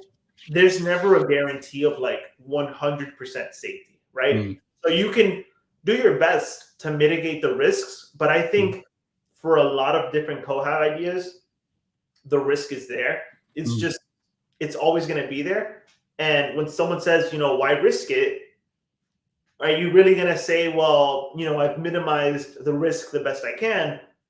Well, there's still some risk, right? Yeah. Well, why are you risking it? And is the answer just, well, I'm risking it because, and honestly, this is the honest answer.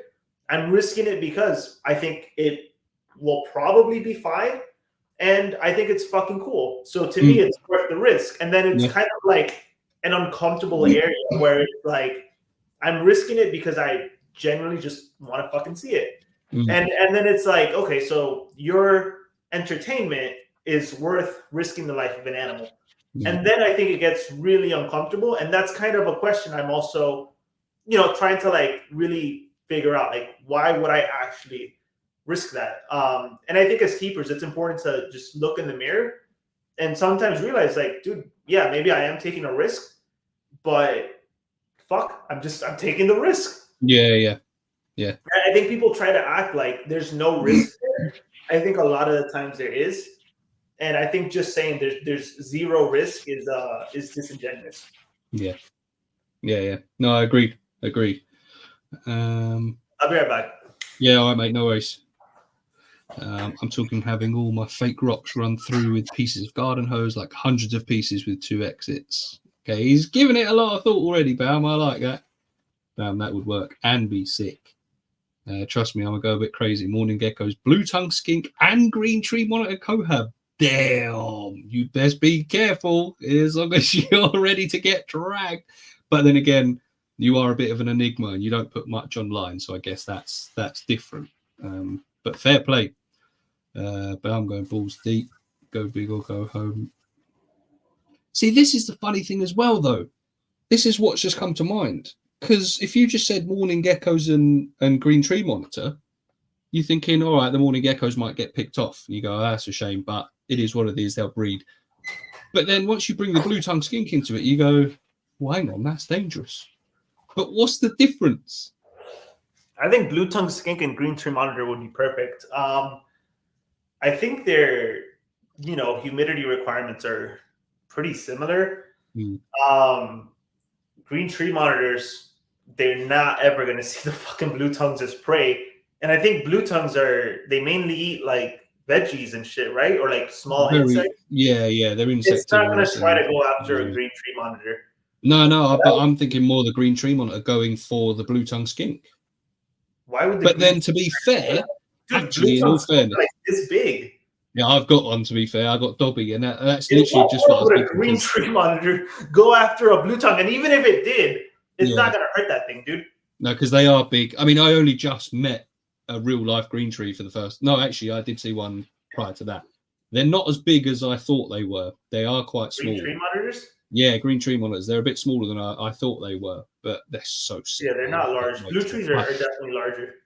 I guess. Yeah. Oh yeah, definitely. But yeah, it's crazy. It's a great thought. It really is. Like half of a room will be one ecosystem. That is cool. I can't wait to move out and have the room to do something cool like that. Yeah, I'm thinking of downsizing my whole collection to just do Indicus, Akis, and my Tegu. And go. What the hell does Gary keep? Because I feel like I never see him post. I feel like I see him post like once a month. He's definitely got Sid the Aki, who's a little legend. He's got his Tegu. I know. He's recently got mangroves. I think you're up to 4 now, aren't you, Gary? Is it 3 or 4? He went to get 1 and then ended up with mangrove monitors. Yeah. God damn, dude. Gary must be living life. That's a lot of room. Yeah. I'm doing half a room of Indonesian-ish ecosystem and a European pond turtle. Damn. That's cool. Right. See you later. Thank you for joining. Appreciate you. Might give the turtle access to the Indonesian ecosystem, but in general, it will be too warm. Yeah, fair enough. You know what I just realized? Go on. Paul wasn't joking when he said he was going to leave because you ignored his Pokemon. Yeah, I know. Jesus. Riddler on point with the pronunciation. Ideal. All right, Baum. Last one. Oh, here we go. Jack Overland. I cohabit Dendro. Here we go. I'm gonna have to. Dendrobates. Is that what it is? Gonatodes. Dendrobates with Lygodactylus, and also. I know people don't. Those are all dart frogs, if I'm pretty sure, or at least a couple of them are. But I know people, they don't even like dart frogs cohabiting. Yeah. So like, they don't like the yellows with the reds with the blues. They're like, oh, they're gonna breed. I mean, I get it, kind of, not fucking really. They're dart frogs, dude. You know, technically, green tree pythons, they're multiple species, right? Yeah. Like, Well, different localities, isn't it? No, yeah, there's different localities, but it's. I always thought it was just Morelia viridis. It's like Morelia viridis, Morelia azurea, Morelia pulcher. Like they're different. They're just actually different species.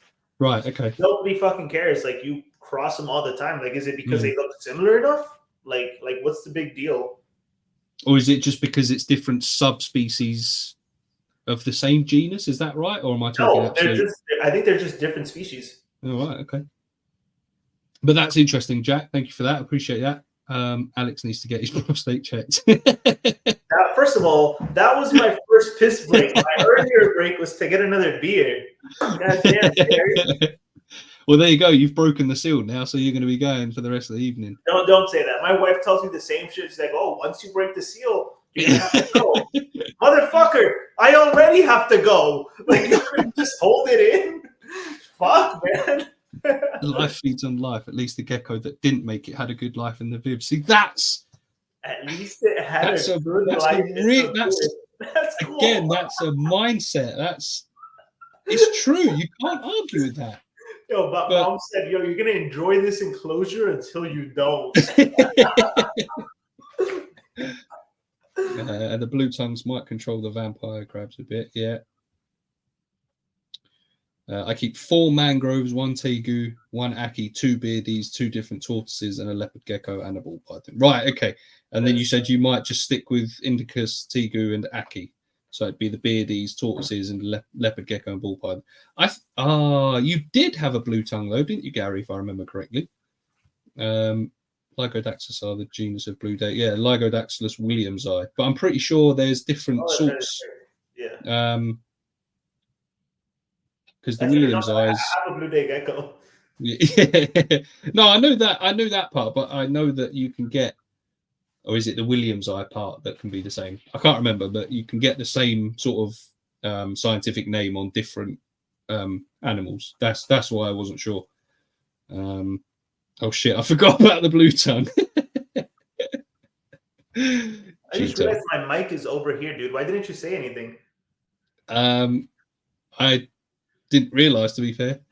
Oh, Sorry, it's dart frogs with micro geckos and dart frogs and glass frogs. Right. Okay. Cool. All right. Yeah. Cool Gotcha. fuck, man. I say Gotcha. That is cool. Yeah, that is cool. I think that's cool. I like the glass frogs a lot. If I had more room, I would get them. But you already know I'm like actually at my limit, and I'm not gonna compromise, anyone's care. Yeah. I fuck with the glass frogs heavy. Yeah. That's gonna be one of the first animals I get when I move out of this place. Is a glass frog. And glass frogs and dart frogs, that sounds perfect, because I know dart frogs, they eat like really, really small, they like small feeders, like compared to their size. Yeah. Glass frogs, I'm sure they're not interested at all in the dart frogs. So why no, that's cool. Same with dart frogs and micro geckos. Like, yeah, I don't see any issue with that. Yeah. To be fair, see, Fee said what I was thinking. What do these words even mean? But there we go, Fee. We got the dart frogs, micro geckos, and dart frogs and glass frogs. That is cool. That is pretty cool. And it sounds as though you've had success with it as well. And this is what I'm saying. Like, you could be successful with that for a year, 2 years, 10 years, but you still get people going, "Oh, why are you doing that? It's risky. You might risk this and that, and blah blah blah." But where do you draw the line? Like, I think that's cool, but a lot of people would probably not everybody will. Viv Visions is thinking of getting William's eye. That doesn't surprise me in the slightest. Viv Visions. Viv Visions is thinking about getting every goddamn reptile ever fucking sun. To be honest, I tell you what, if I was in the same country as Mr. Will Exotic, I'd definitely have a couple of William's eye off of him for sure. Gary, you're in California. You can't get them in your country? Yeah, we can, but. Oh, you mean from him? Yeah, from him. Yeah. You're in He'll California. give you the homie discount. Exactly. I made sure he gave me mine.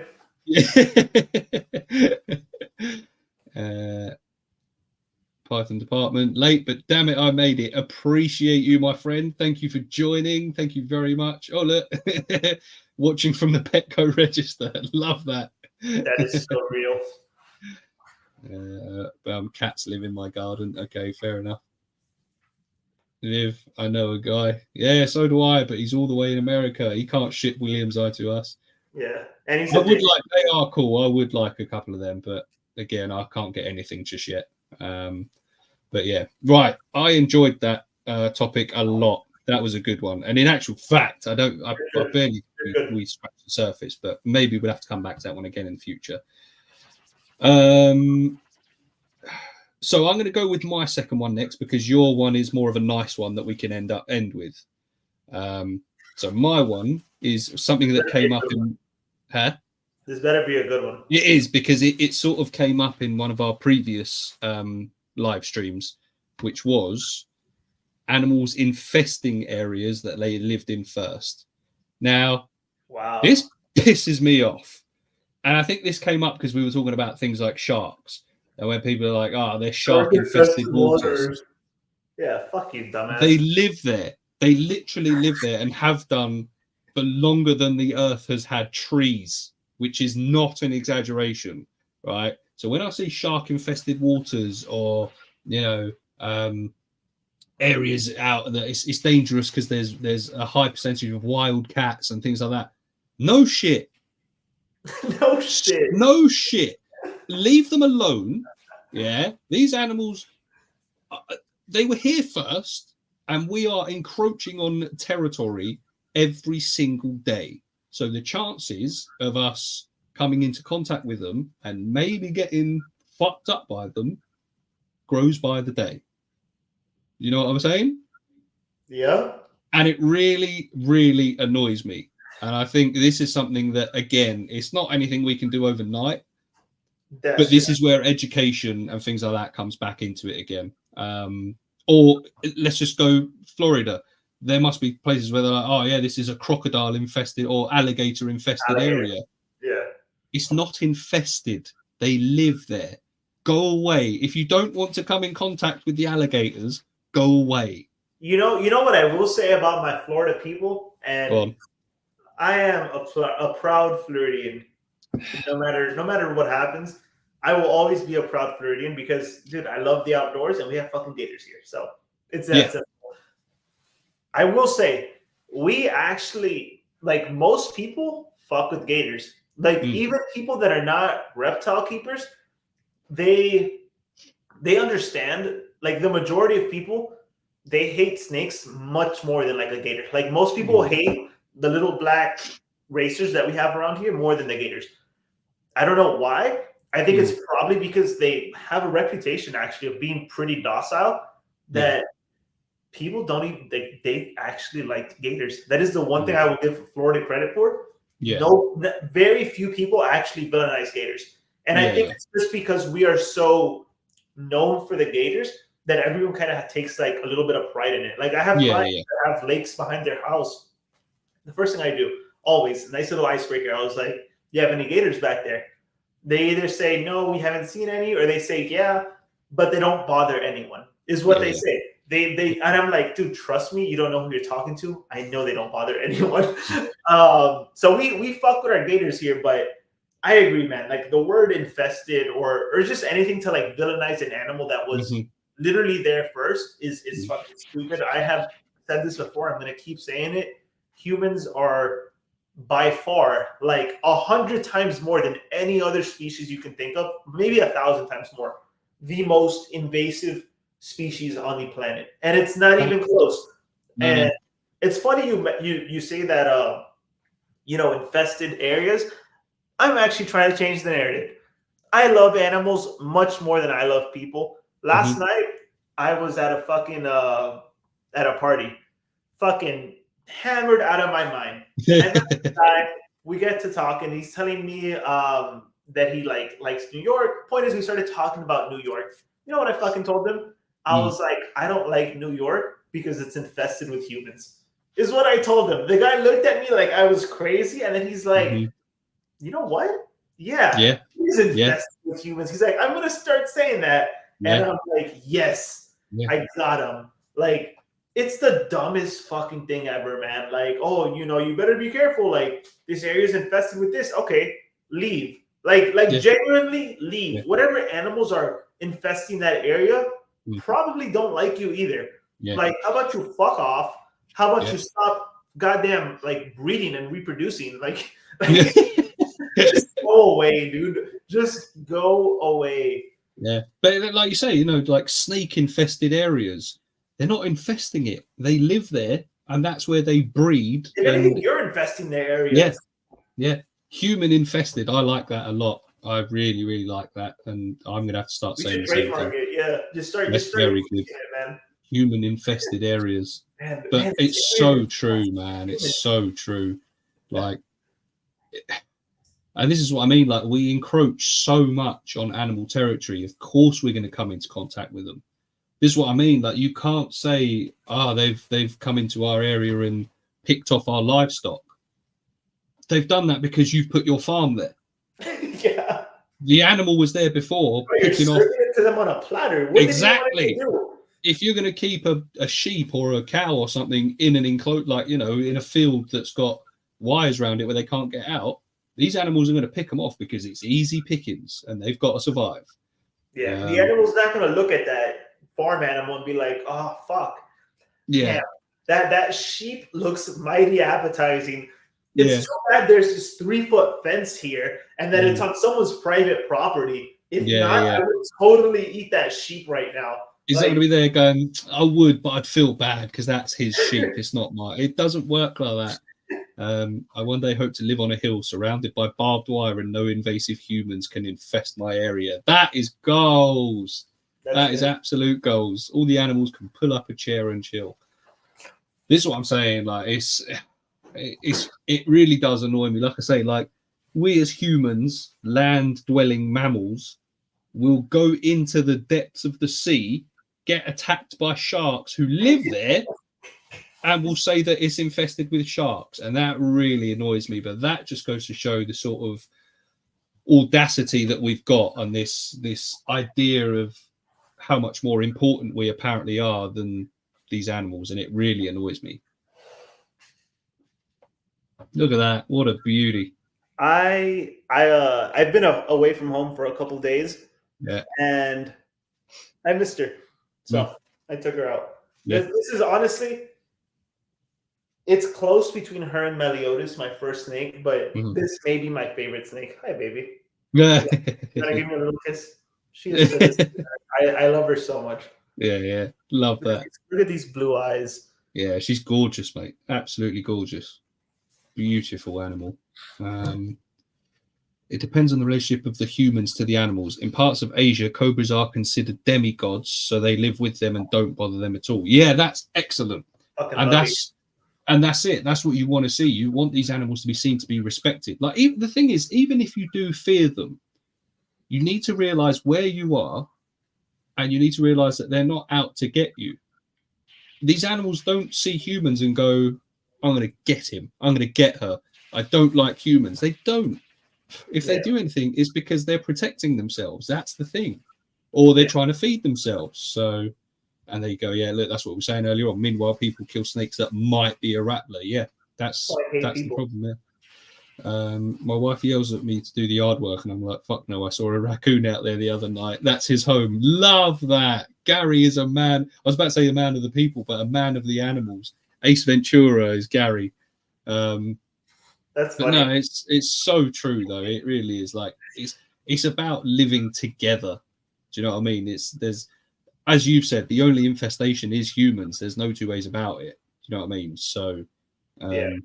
It's funny Gary says that. I have so I have some cork bark and some sticks out in my backyard because I hosed them off and I was just gonna let the sun kind of dry it a bit so I can use it for some enclosures. We have a curly-tailed lizard in my backyard. So my backyard has like a screen around it, for the bugs and stuff. And we have a curly-tailed lizard. We have those in Florida, but in my specific neighborhood, we don't have any. I don't know where the fuck he came from, but we've had him for months. Ever since I had those sticks out there, he has been using the cork bark and the other sticks to just bask, to hide in the tubes. He'll eat shit off of it. Those sticks have been out in my backyard for like 3 weeks. I'm supposed to be using them for my animals in here, but I love that the curly-tailed lizard just loves it so much that I have just felt so bad removing it. Like that. That's how much I love reptiles, dude. Like even the random lizard, and we named him Curly, by the way. In case you were wondering, I have those sticks out there for him, so I'm just gonna have to find other sticks and put them in my enclosure. But Gary's comment kind of reminded me of that. I love that because that's the thing. The difference there is you can go out and find new cork bark and new logs and new sticks and new things like that. Yeah. This lizard has found somewhere on a plate that he can live in and things like that. And it might not, it's like the perfect setup. And there might not be anything around for miles that's similar to that. Or if there is, it might have competition there. And you've created this little thing. So for you to come along then and go, fuck you, I'm having it back. When you could, it's easier for you to get new stuff. Right. It makes sense. It makes perfect sense. Of course it does. Right. I love that. That's cool. Hey, puppy. Oh, hello. Well, my kid just got home. Hey, what's on, buddy? That loves Pokemon. Yeah. What are you doing? I don't know why the fuck he was licking his lips like that. Sonia? Dile hola, Riddler. Hello. He's off. Oh, he's playing. He saw Merlin. ¿Le gusta la serpiente? Hold on, watch this, bro. Remember how my girl was saying he's my mate? You look at him; he's petting her, bro. Yeah, love that. Kid loves them, bro. Mate, start them young. That's literally it. Start them young. Yeah, bro. He's always coming in like trying to play with the snakes. He's like, dude, this one's pretty, this one's that. Yeah. Awesome. Literally, my pride and joy is this child. I could not have asked for a better kid. Your second kid's in the other room, like. My second kid can go fuck himself. Bro, straight up.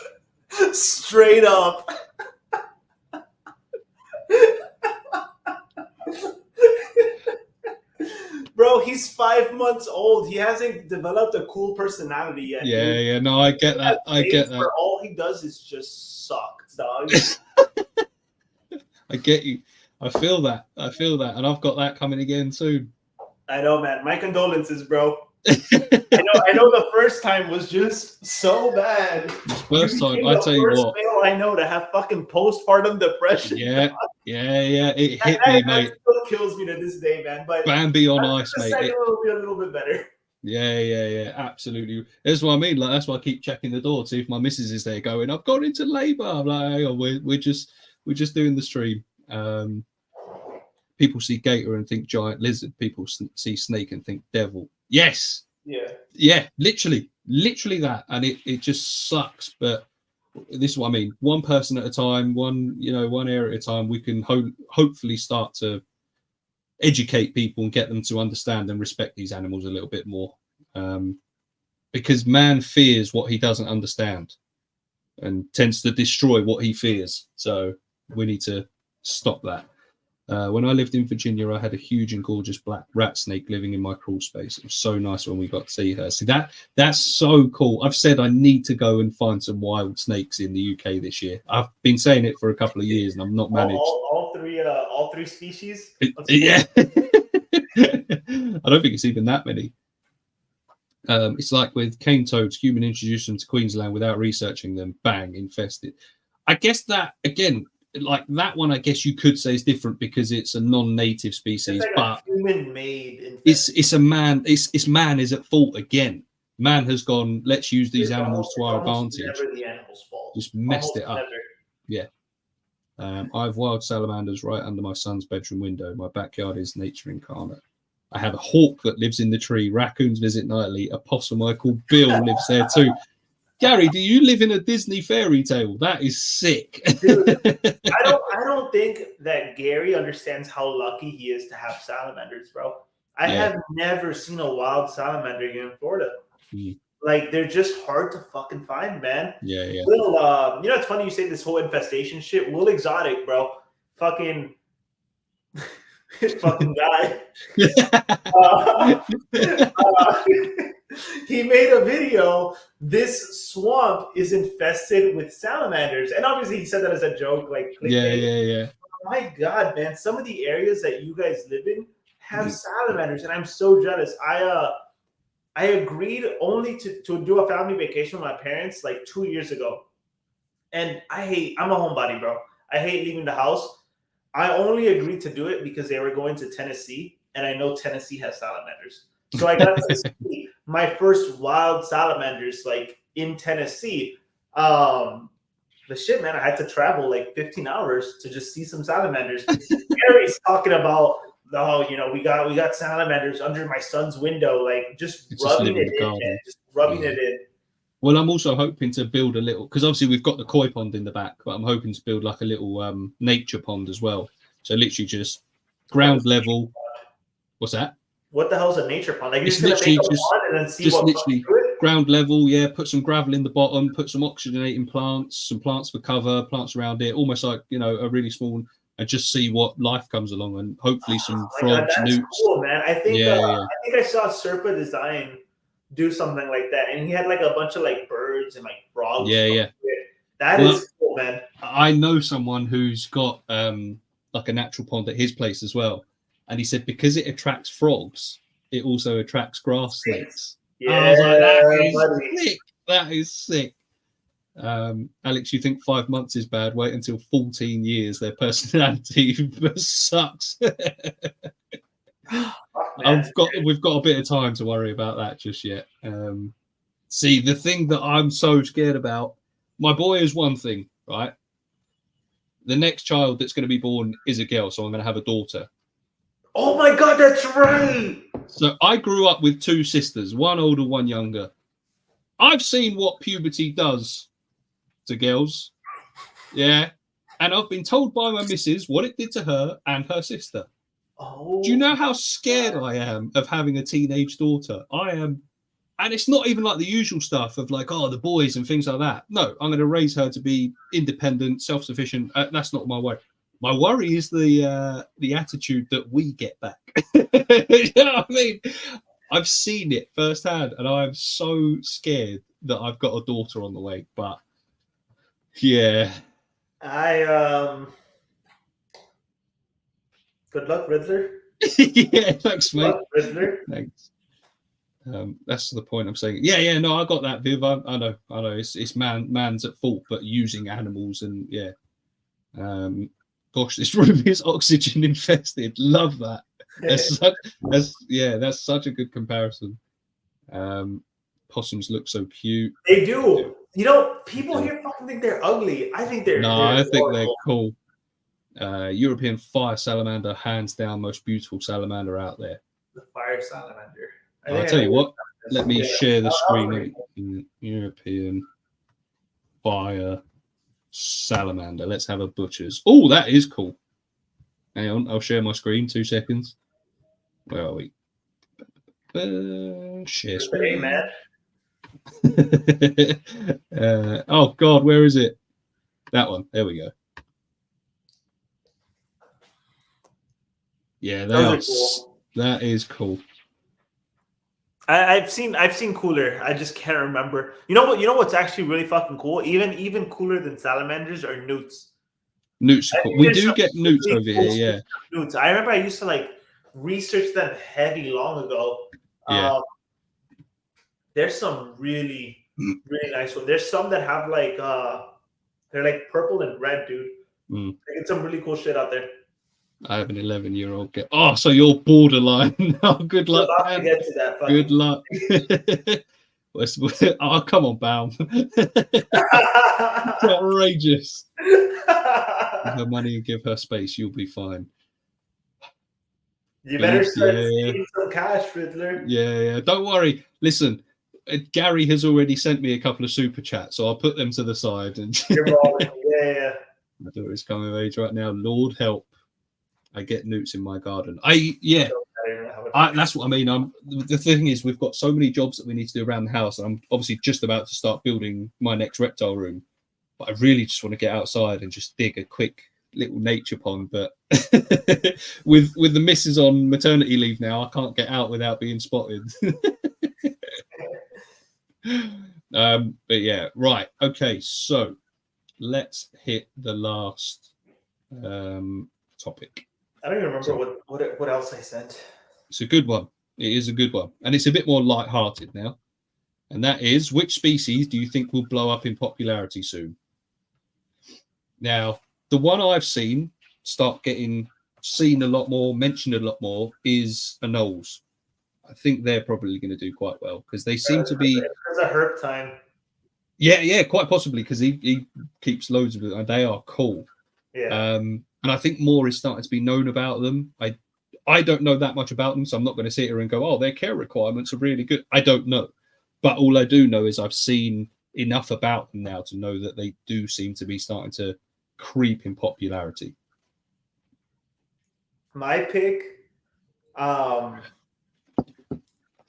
dude, the fucking Japanese cave geckos.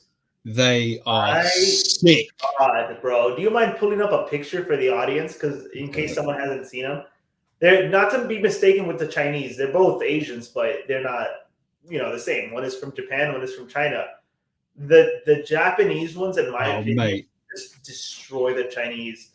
The reason I think they're going to become more popular is Tiki's geckos have made like a video or two about them. Yes, bro. Whoa. Look at those eyes, dog. They are unreal, dude. The black and the orange on them. They're small. They're like. I think they're even like a little bit smaller than like a leopard gecko, or about the same size. From what I understand, their care is pretty simple. It's just they need it cold. Like 70 degrees max or something like that, or like 75 degrees max. Chinese. The Chinese ones are cool, but the Japanese do take it for sure. Yeah, dude, the Japs just. Yeah, that's unreal. So I think they're gonna blow up, dude. Like if I feel like, what I've noticed, I have never seen one of them on Instagram. Like Armin, for example, Herp Time. You were talking about the nose. Instantly, dude, that guy is so good at marketing like his animals. The way he makes his reels and shit. Yeah. If somebody that keeps the Japanese cave geckos were to start doing that, they would blow up, dude. They're not expensive. They're not super hard to keep. Like I think they're, like I said, if you can just keep them cool enough, you should be fine. They don't take up a lot of room. And I think Wickens even made a video on it a few months ago.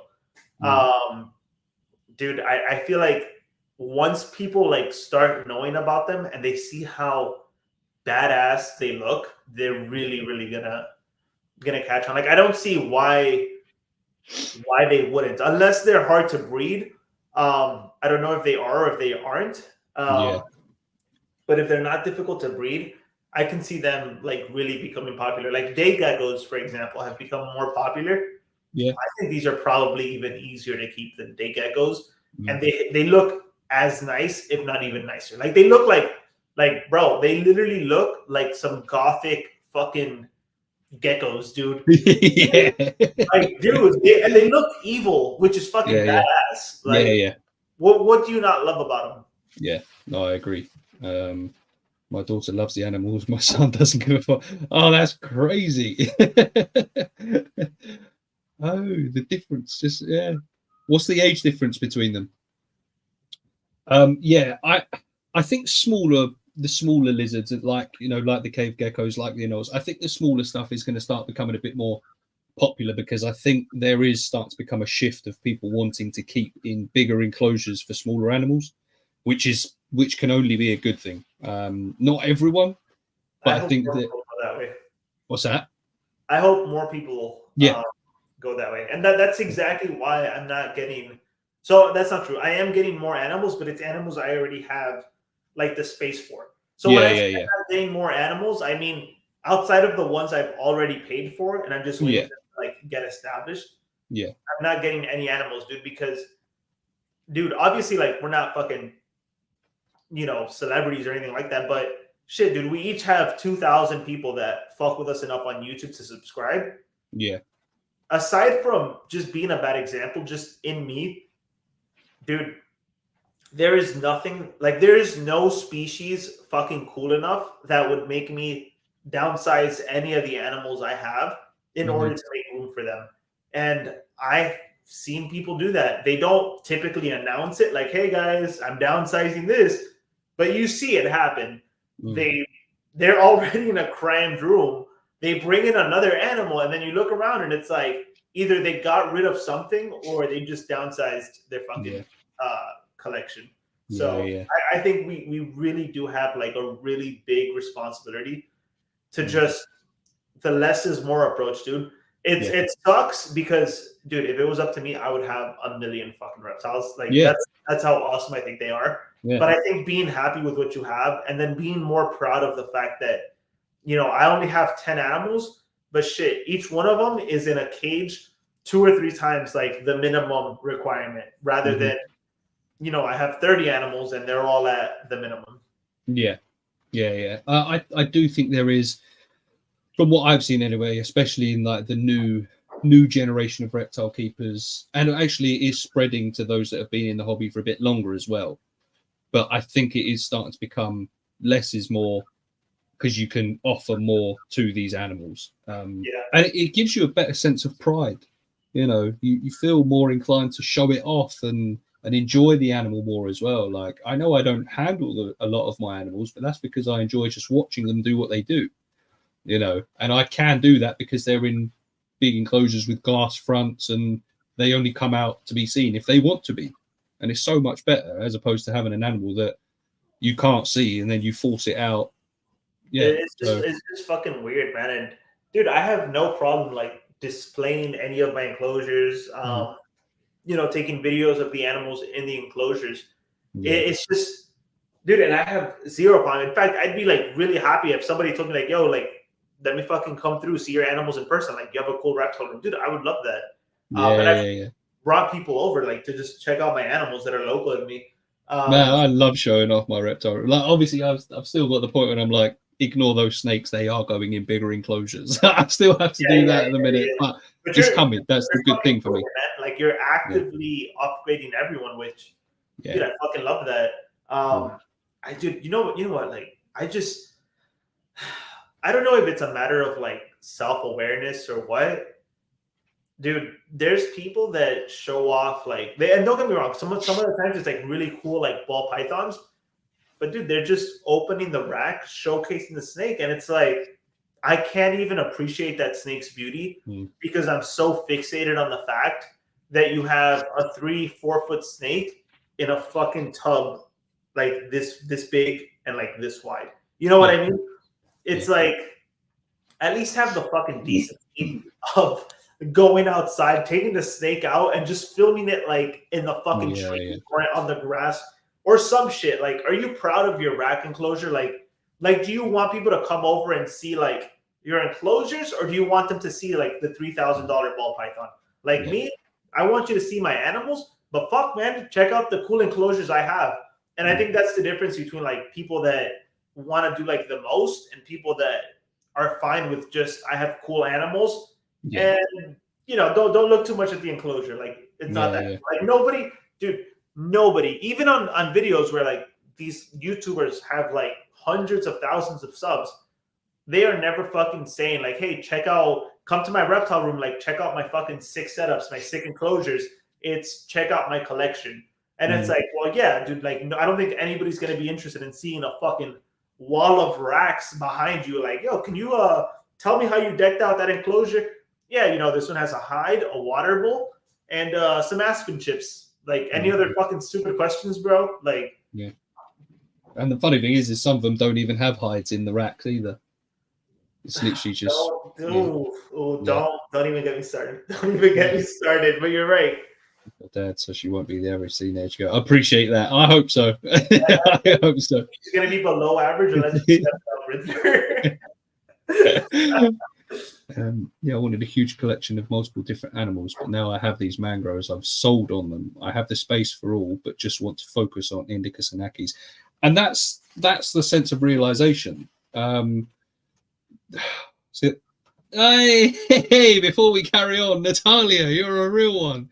Why do reptile keepers like stickers so much? That's a good one. We're going to come back to that shortly. First of all, Natalia, real one for that. Second of all, I don't advertise it as much, but I fucking do sticker swaps. Like, I do them now more so when someone messages me first. Before I would like actively like advertise, like, yo, who wants a sticker swap? Check this shit out.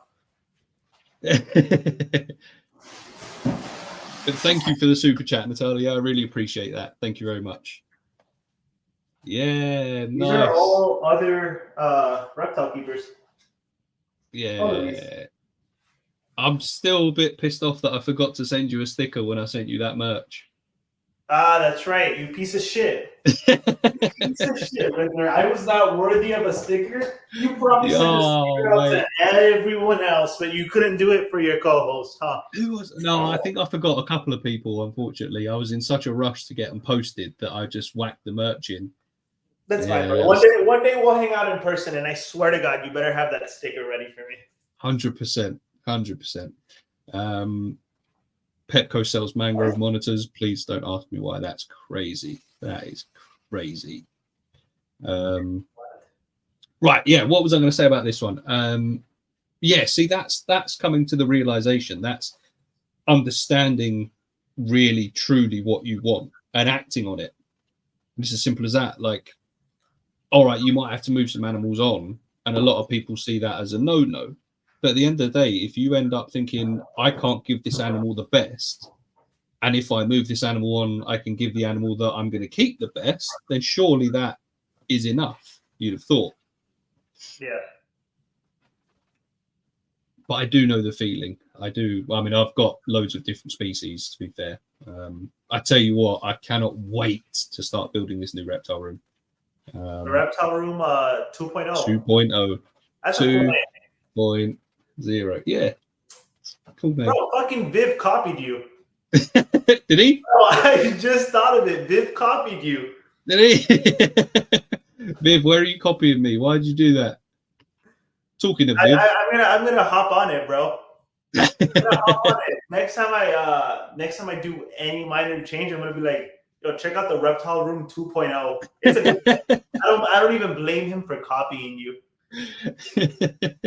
Well, he burnt his pizza, so maybe that's payback. Yeah, that's his karma. Yeah. That's what I'm saying. I was looking forward to it too. Speaking of stickers, bro, sup with the monster one we all made. Yes, don't worry, Gary. I promise. I'm getting that. I'm going to send you some stickers. I promise. How many stickers do you have on that mirror? Fuck, man. At least 60, 70. Nice. different keepers, yeah. To be fair, my new reptile room is 3.0. Okay, fair enough. Right. I think we'll start, unless you've got anything you wanted to add, I think maybe we'll start wrapping up. Oh, hang on. Let's see that first. Yeah. I fucking love green tree pythons. Oh, man. This one, so this is Articuno. This one is my last one to have turned green. I have a couple red babies, but this was my only yellow baby left, and he is now fully fucking green. He kind of changed, like, dude, really, really quickly. Like, I'm telling you, I don't know, it was maybe like 2-3 weeks ago. He was yellow, like fully yellow, and now he's stunning. Green. He's got blues. He's got a bit of white. And what I like about him is his belly. Let me see if you can see it. It's kind of hard to tell, but it's a yellow belly. Yeah, it's really cool because a lot of mines have like whitish bellies. He has the white like under him, right under him, but the sides is he kept his yellow. So, such a stunning snake. This is cool, man. And it's not even a designer. This is just a pure sarong locality. So I'm really, really excited for this one. He's since he just turned green, his blues aren't as strong, but his parents, like the blue was like really pronounced. Okay. So I think within the next few months, the blues that he has now are just gonna get more fucking blue. So this is just an ad for anyone thinking about green tree pythons. Fucking go for it. They are stunning, man. And I don't know how close you can zoom in, but his mouth has blues on it too, which is just fucking phenomenal. And people used to think that they're like aggressive and shit. I don't really think that many people think that anymore. Like, I just gave him a fucking kiss, dude. Like, if you work with them, they are fucking sweethearts, man. They are the coolest, in my opinion, the coolest snake species out there. So they are incredible. Just wanted to show off Articuno really quick. Of course, named after a Pokemon. By the way, Riddler, I don't think I showed you this. Ike, you're 100% wrong about that. Since we're talking Pokemon, I didn't put this one on my story, and I don't think I showed you. Are you ready? Go on. Oh, yeah. Hang on. 1999 promo Ancient Mew. God damn. Had to, bro. Had to. Making absolute move. When are you starting the Instagram for your Pokemon cards? So I have the girl that designs my pretty much all my stuff that made my logo. She's already working on the new logo. I will give the True Tales a visual a verbal sneak peek. Yeah. Think my same logo, right? You know how I have Merlin on around my neck?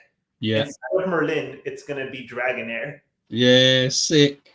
And it's gonna have O on the left and Mew on the right. And I think the color is gonna be more red, but I haven't fully decided yet. So sick.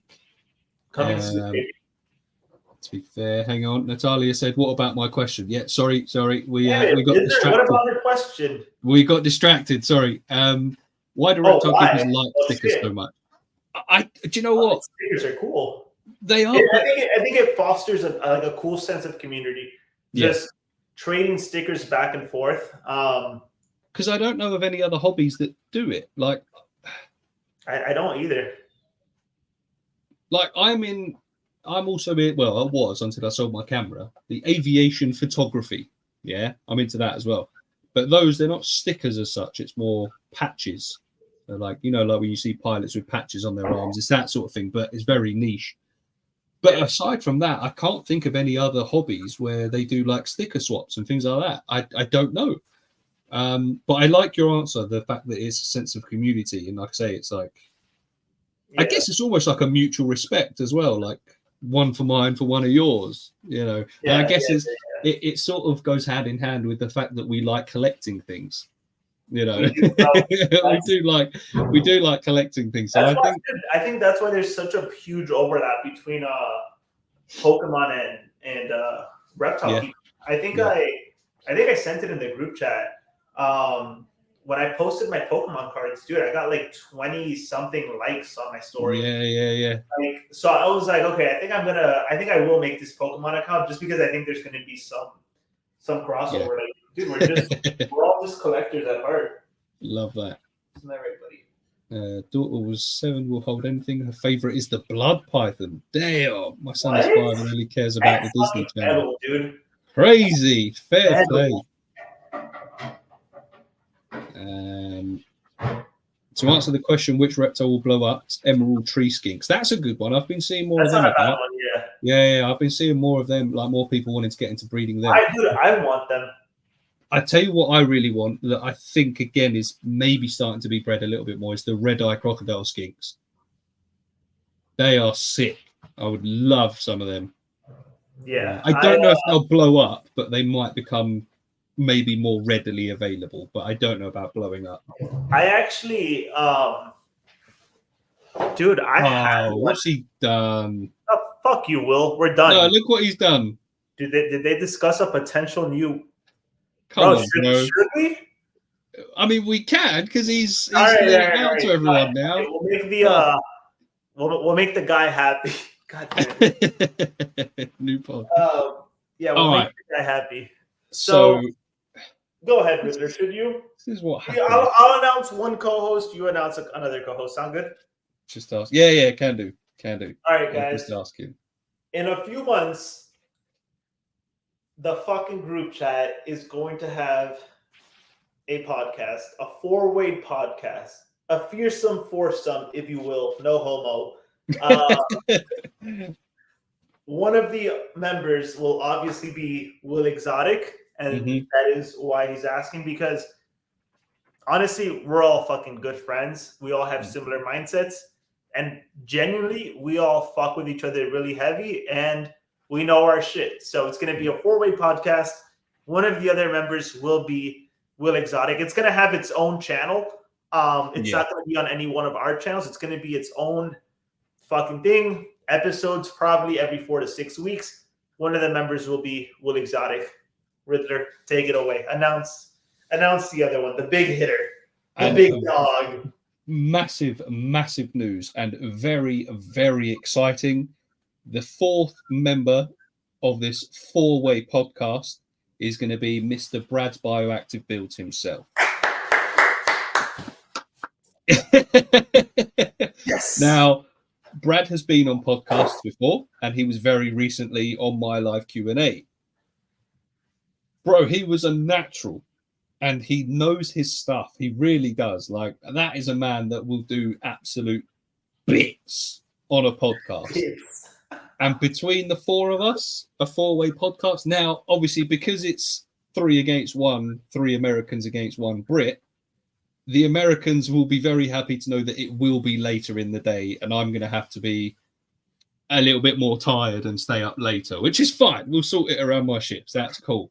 But we are planning on we haven't ironed things out just yet, but we know it's going to be its own channel. It's going to be a 4-way, almost like a roundtable podcast. Still coming up with a name, but it's going to be a bit of everything. It's going to be, we're going to have a laugh. We're going to be doing it. Oh, ouch, bro. I'm watching it for Brad and Riddler's sake. Oh, shots fired, bro. Damn, yeah. Riddler. No, he's going to watch it for me and Brad. He's not going to watch it for you and Will, is what he's saying. Well, he can go. Well, Viv can go fuck himself, bro. Straight up. Of course, he's going to watch it for you. He wants to beat you, so fuck him, dude. God damn, that's fine, bro. Me and Burrito Boy will stick. And I say that in a very endearing way. I love all races. But yeah, so it's we haven't ironed anything out yet. It's not. But we know it's going to happen. It's going to happen, but we haven't got like the name yet. It's going to be a little bit of everything, because to be fair, between the 4 of us, we've all got sort of different niches. different areas that we know more about, different areas that we prefer, and which could create good conversation, discussion, not argument, but discussion. But yeah, it's going to be. Dude, it's going to be sick. It's going to be good, man. I think it's going to be so good. The fucking way that we are, the way that we just are so good at already at just bouncing ideas off each other. Once this is like really solidified and we get to like actually coming up with topics and shit to talk about, dude, the sky's the limit. Not to mention, I mean, right now, between the four of us, we're at what, like 13, 16. Dude, we're at like a little bit over like 20,000 subscribers, like combined.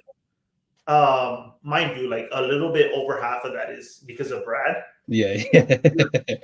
In a few months, like when this is actually solidified, I think easily, dude, we're like at 25K, 30K between us.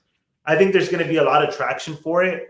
I think people are really, really going to get behind it once they kind of see like what we stand for and just how good we're going to make it. I am very, very excited. Like, I know that you're going to step the fuck up. I am going to step the fuck up. Will is going to step the fuck up. Brad's going to step the fuck up. And dude, we're coming for the crown. Like, we are trying to become like the best reptile podcast out there between the four of us. Yeah, pretty much. Python department, I think you're a few minutes behind, to be fair, but I will answer your question. Working on 2 reptile shirts as we speak. Nice one. I have a shirt design that's a Savu Python. So... That is fucking genius. Riddler, I will be right back. I broke the seal. You can go.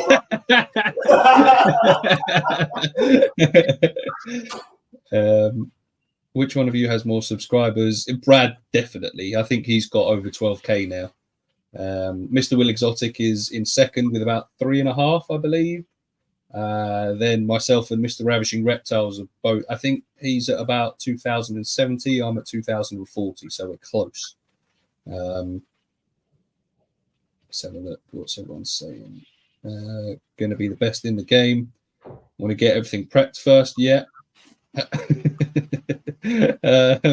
What locality green trees are you working with? Yeah, I think you're. Yeah, I think Python department is a few minutes behind. If you want to know more when you catch up with this, drop Alex a DM on Instagram or something. Who he's Ravishing Reptile. If you don't follow him already, I'm not sure if you do, on Instagram, and he'll be more than happy to tell you. Call it the Yeah Boy podcast. Your boys. Why don't you just do True Tales continued as a round table? This is going to be a separate entity. It's going to be its own, just big. It's just going to be. We basically want to look at it as almost groundbreaking. Essentially, we want to up the game with the reptile podcast industry. Yeah. Like, I'm not going to sit here and say, "Oh, we're coming for you," but between us and the passion, we're all coming hard. Pause. Between us, the enthusiasm, the passion, I think it's going to shine through, especially when there's a 4-way chat going on topics that we're all super keen about. So I think, yeah. And it's nice to have like a fresh start and like a fresh kind of brand to it. You know what I mean? Yeah, definitely. Did I see a green tree question, or was I tripping? Yeah, you did, but it's Python department. I think he's a little bit. Python department, bro. What a real one, dog. I'll bring out another one for him. Yeah, but I think he's a few minutes behind, so I'm trying to sort of get him to. I did say to message you if we run out of time here. If we run out of time, aka Riddler's getting sleepy. I'm actually not too bad, to be fair, but which makes a nice challenge. Funny. I actually traded my Yu-Gi-Oh cards a few years ago for Pokemon cards because I liked Pokemon more. Of course, I loved Yu-Gi-Oh, but I think he asked, "What am I working with?" So currently, I'm growing all the ones I have out. But dude, I have everything from pure localities to designers. I actually have it written on my phone. Green Tree Python. So this one here was my very first one. This one is 50% Aru, 50% Manokwari, I have a 50% Aruf, 25% Misol, 25% unknown, which is really fucking cool. This is the parent of, oh my god, no, there's a glare. Whatever. It's a blue animal. Try that again. Hold on. Yeah, no, it's coming off. Oh, there you go. Yeah, no, I saw that. That was sick. So the mom was like super, super blue. Yeah. I have a pure Cyclops locality, which is really exciting. I have another one that's mixed Aru, Maruki, Cyclops. Another one that's a designer. I got him from Bill Stiegel, Phoenix Reptiles. A pure Sarong. I have another designer. And probably the one I'm most excited about came from Garrick from the House of Blue. If you guys haven't seen him on Instagram, go follow him. His adult breeders are fully blue. Nice. This is actually the most expensive animal in my collection. This one's parents are both blue as fuck. As a baby, this one, he's kind of red now. Dude, he was born black. Like, he was genuinely a black chondro. I don't have a video on it. On my last reptile room tour that I made on my channel, when I got to them, I did put up the pictures of their parents. I think since then I've gotten maybe 2 more green street pythons. But yeah, I do kind of go over the lineage and stuff. All of these I got as babies. This one is almost 2 years old now. I got him when he was a little yellow baby. I do want to breed them one day, but for now, I'm just excited to see them grow up. I could have just bought adult breeders that are ready to go, but these are always going to be pets first, even though I have 8 of them with the 9th one on the way. They're always going to be pets first. I like watching them grow up. I like learning about them. I like, figuring out who has what kind of personality. So I probably it must be cool seeing the color change as well. Seeing the color change. Yeah. This is why I love Ike. Ike, let me tell you, I may be your favorite, but you are one of my favorite subscribers, dude. That's a cool ass guy, man. I appreciate you. He's a really cool dude. But yeah, man, I want to breed them. This is the only species I've ever wanted to breed. Yeah. And I'm being patient with them. I think they deserve that. I don't think people should. Well, you're in it for the long game. Huh? You're in it for the long game. In it for the long game, dude. Look at this fucking animal, dude. Look at the blue sides, the white belly. Unreal. Look at that. The white speckling. Like, I don't know how nature could just produce something like this. And this is my first green tree python. His name is Yusuke. So this was the one that really, really started it all for me.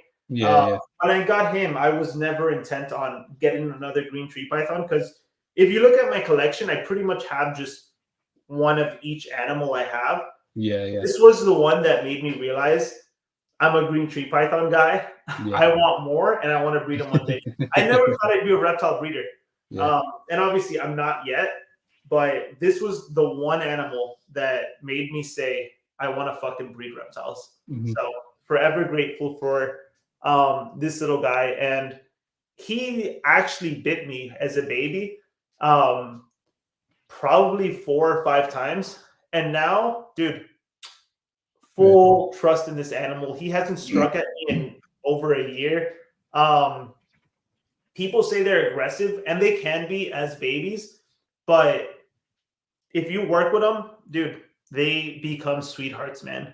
I think the problem is some people are just not willing to put in the work and go through the growing pains. But my God, if there ever was a species that is worth putting that time and effort into, they would be these guys. Yeah, no, they're stunning for sure. I don't blame you. I really don't. I told you, whenever I do breed them, you have one with your name on them because I know that you really enjoy them, and more so than that, I know you take good care of it. So, like I said, one day you will have one of my babies. Pause. Riddler, why do you look so tired? It's only 2:15 p.m. It's 10:15 here, my friend. It is late. Well, to be fair, it's not that late, but in my old age, you know, because I'm so old now, 10:15 is past my bedtime.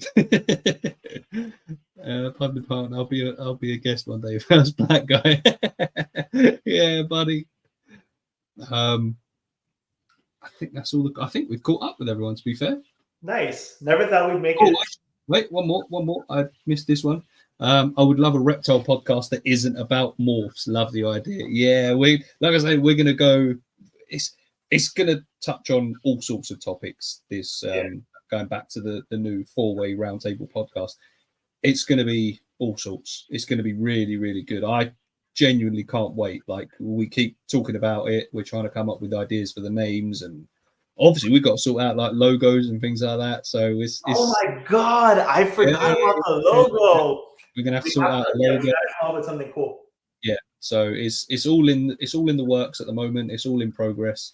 But as and when we sort of come up with stuff, we will be keeping everyone obviously up to date. There's a quick sneak peek. Another one, sorry. There's going to be a segment on it called the Reptile Rumble, where basically it's like a very hot take kind of segment. And we ask the question, we see who comes out on top based on, we're going to let the fans kind of vote live. Like, all right, what do you guys think? See who comes out on top. It may be a 2-on-2 one segment. It may be a 3-on-1 another segment. Who the fuck knows? Point is, the loser is going to be punished somehow. Make good points and find a good way to defend them. There will be a punishment. We have a couple ideas that probably will not go through, and it's probably not good to talk out loud about, but there will be punishments, so it's going to be a lot of fun. It's going to be very, very competitive. I'm telling you guys, it's going to be one of the best reptile podcasts you guys have ever seen. Well, there you go. Can't wait about the podcast. Yeah, no, we can't either. We're looking, like I say, we're going to take our time with it, do it slowly. I'm not drinking water. You probably have drank worse. Yeah, Viv, appreciate that, mate. But I think we're going to go.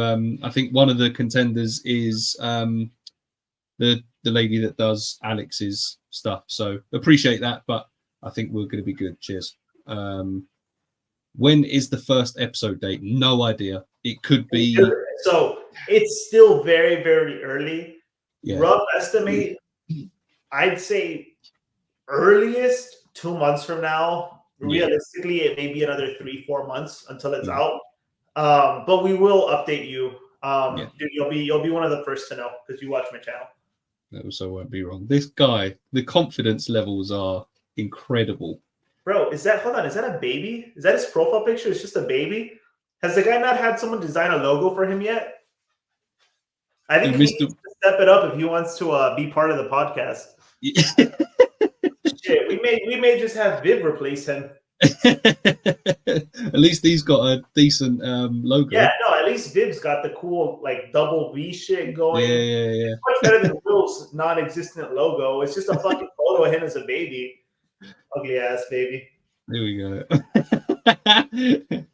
We've been through this whole logo thing. I don't remember being part of that, but logo requirement is hilarious. Yeah, gotta be. Anyway, I think we're going to wrap it up there. To be fair, this has been good, man. This has been sick, as always. Are you really lost? Hey, let's be fair. Real exotic. Why is that your logo? Yeah, get a mic. Get a mic.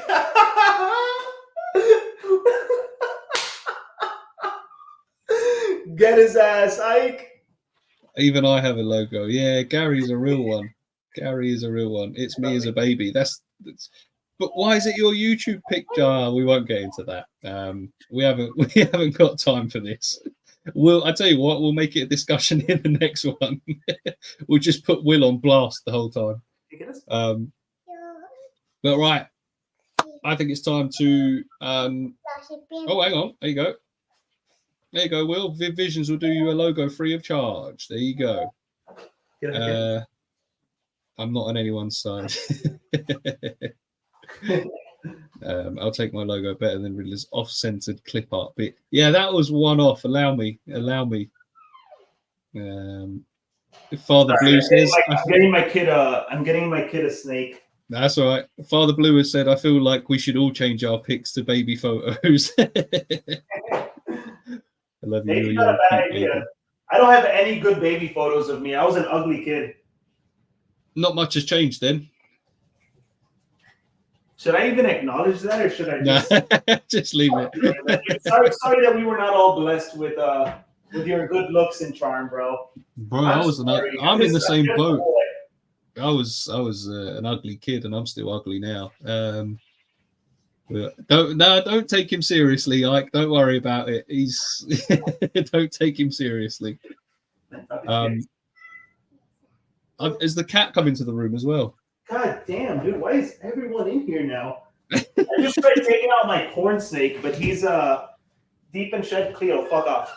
But he's deep in shed, so I'm just gonna let him play with Merlin. Come on, see the thing. Yeah, all right. Well, we're wrapping up now anyway, so I'm just gonna play with her on the floor. For those of you that have stuck with us and watched even a small part of it, thank you. For those of you that have been here from the start to the end, that is nearly 2.5 hours of commitment. So thank you, appreciate you. This has been fun, man. We've hit some good topics again. We've hit some really good ones. I mean, it's nearly 2.5 hours just gone like that. So it's been good. Damn, it's been bro. really good. You can sure talk a lot, man. Yeah, tell me about it. Jesus Christ. I had school. No, honestly, don't worry about it. It's cool, man. It's cool. I appreciate you tuning in. Even if you were only here for 5 minutes, I would have been here on the whole time if no school. Don't worry. Like I said, well, the good news for you is you'll be glad to know that, yeah, but with the new podcast, we're going to be doing it later in American time. So you'll be able to catch that one. That won't be during school. The real time. Sure. Bye, guys. The world didn't end. Excellent idea. Natalia, thank you so much again for being here. Appreciate you, Will Exotic. I'm never doing a logo. He's dying on that hill. Bro. Yeah, he's. But Viv has offered him one for free, so you can't even use that. American time. Don't Will it set you apart? Oh, look at Gary standing up for Mr. Will Exotic. Don't deserve it. But yeah, no, thank you all. Appreciate you all. It's been an absolute pleasure. And obviously, we'll be doing another one. Obviously, we've got a little bit of time before the new podcast, so True Tales will continue for at least another few. But yeah, there you go. This is why I named my gecko after you. I don't got a logo. I made you a logo, to be fair, Dan, but to be fair, it was probably shit, so I don't blame you. Damn. I'd rather have just my D in a fucking blue square than the shit Riddler came up with. It was like my first day on Canva, and I thought I was the absolute boy. Yeah. But yeah, anyway, ladies and gents, appreciate you all. Thank you very much for joining.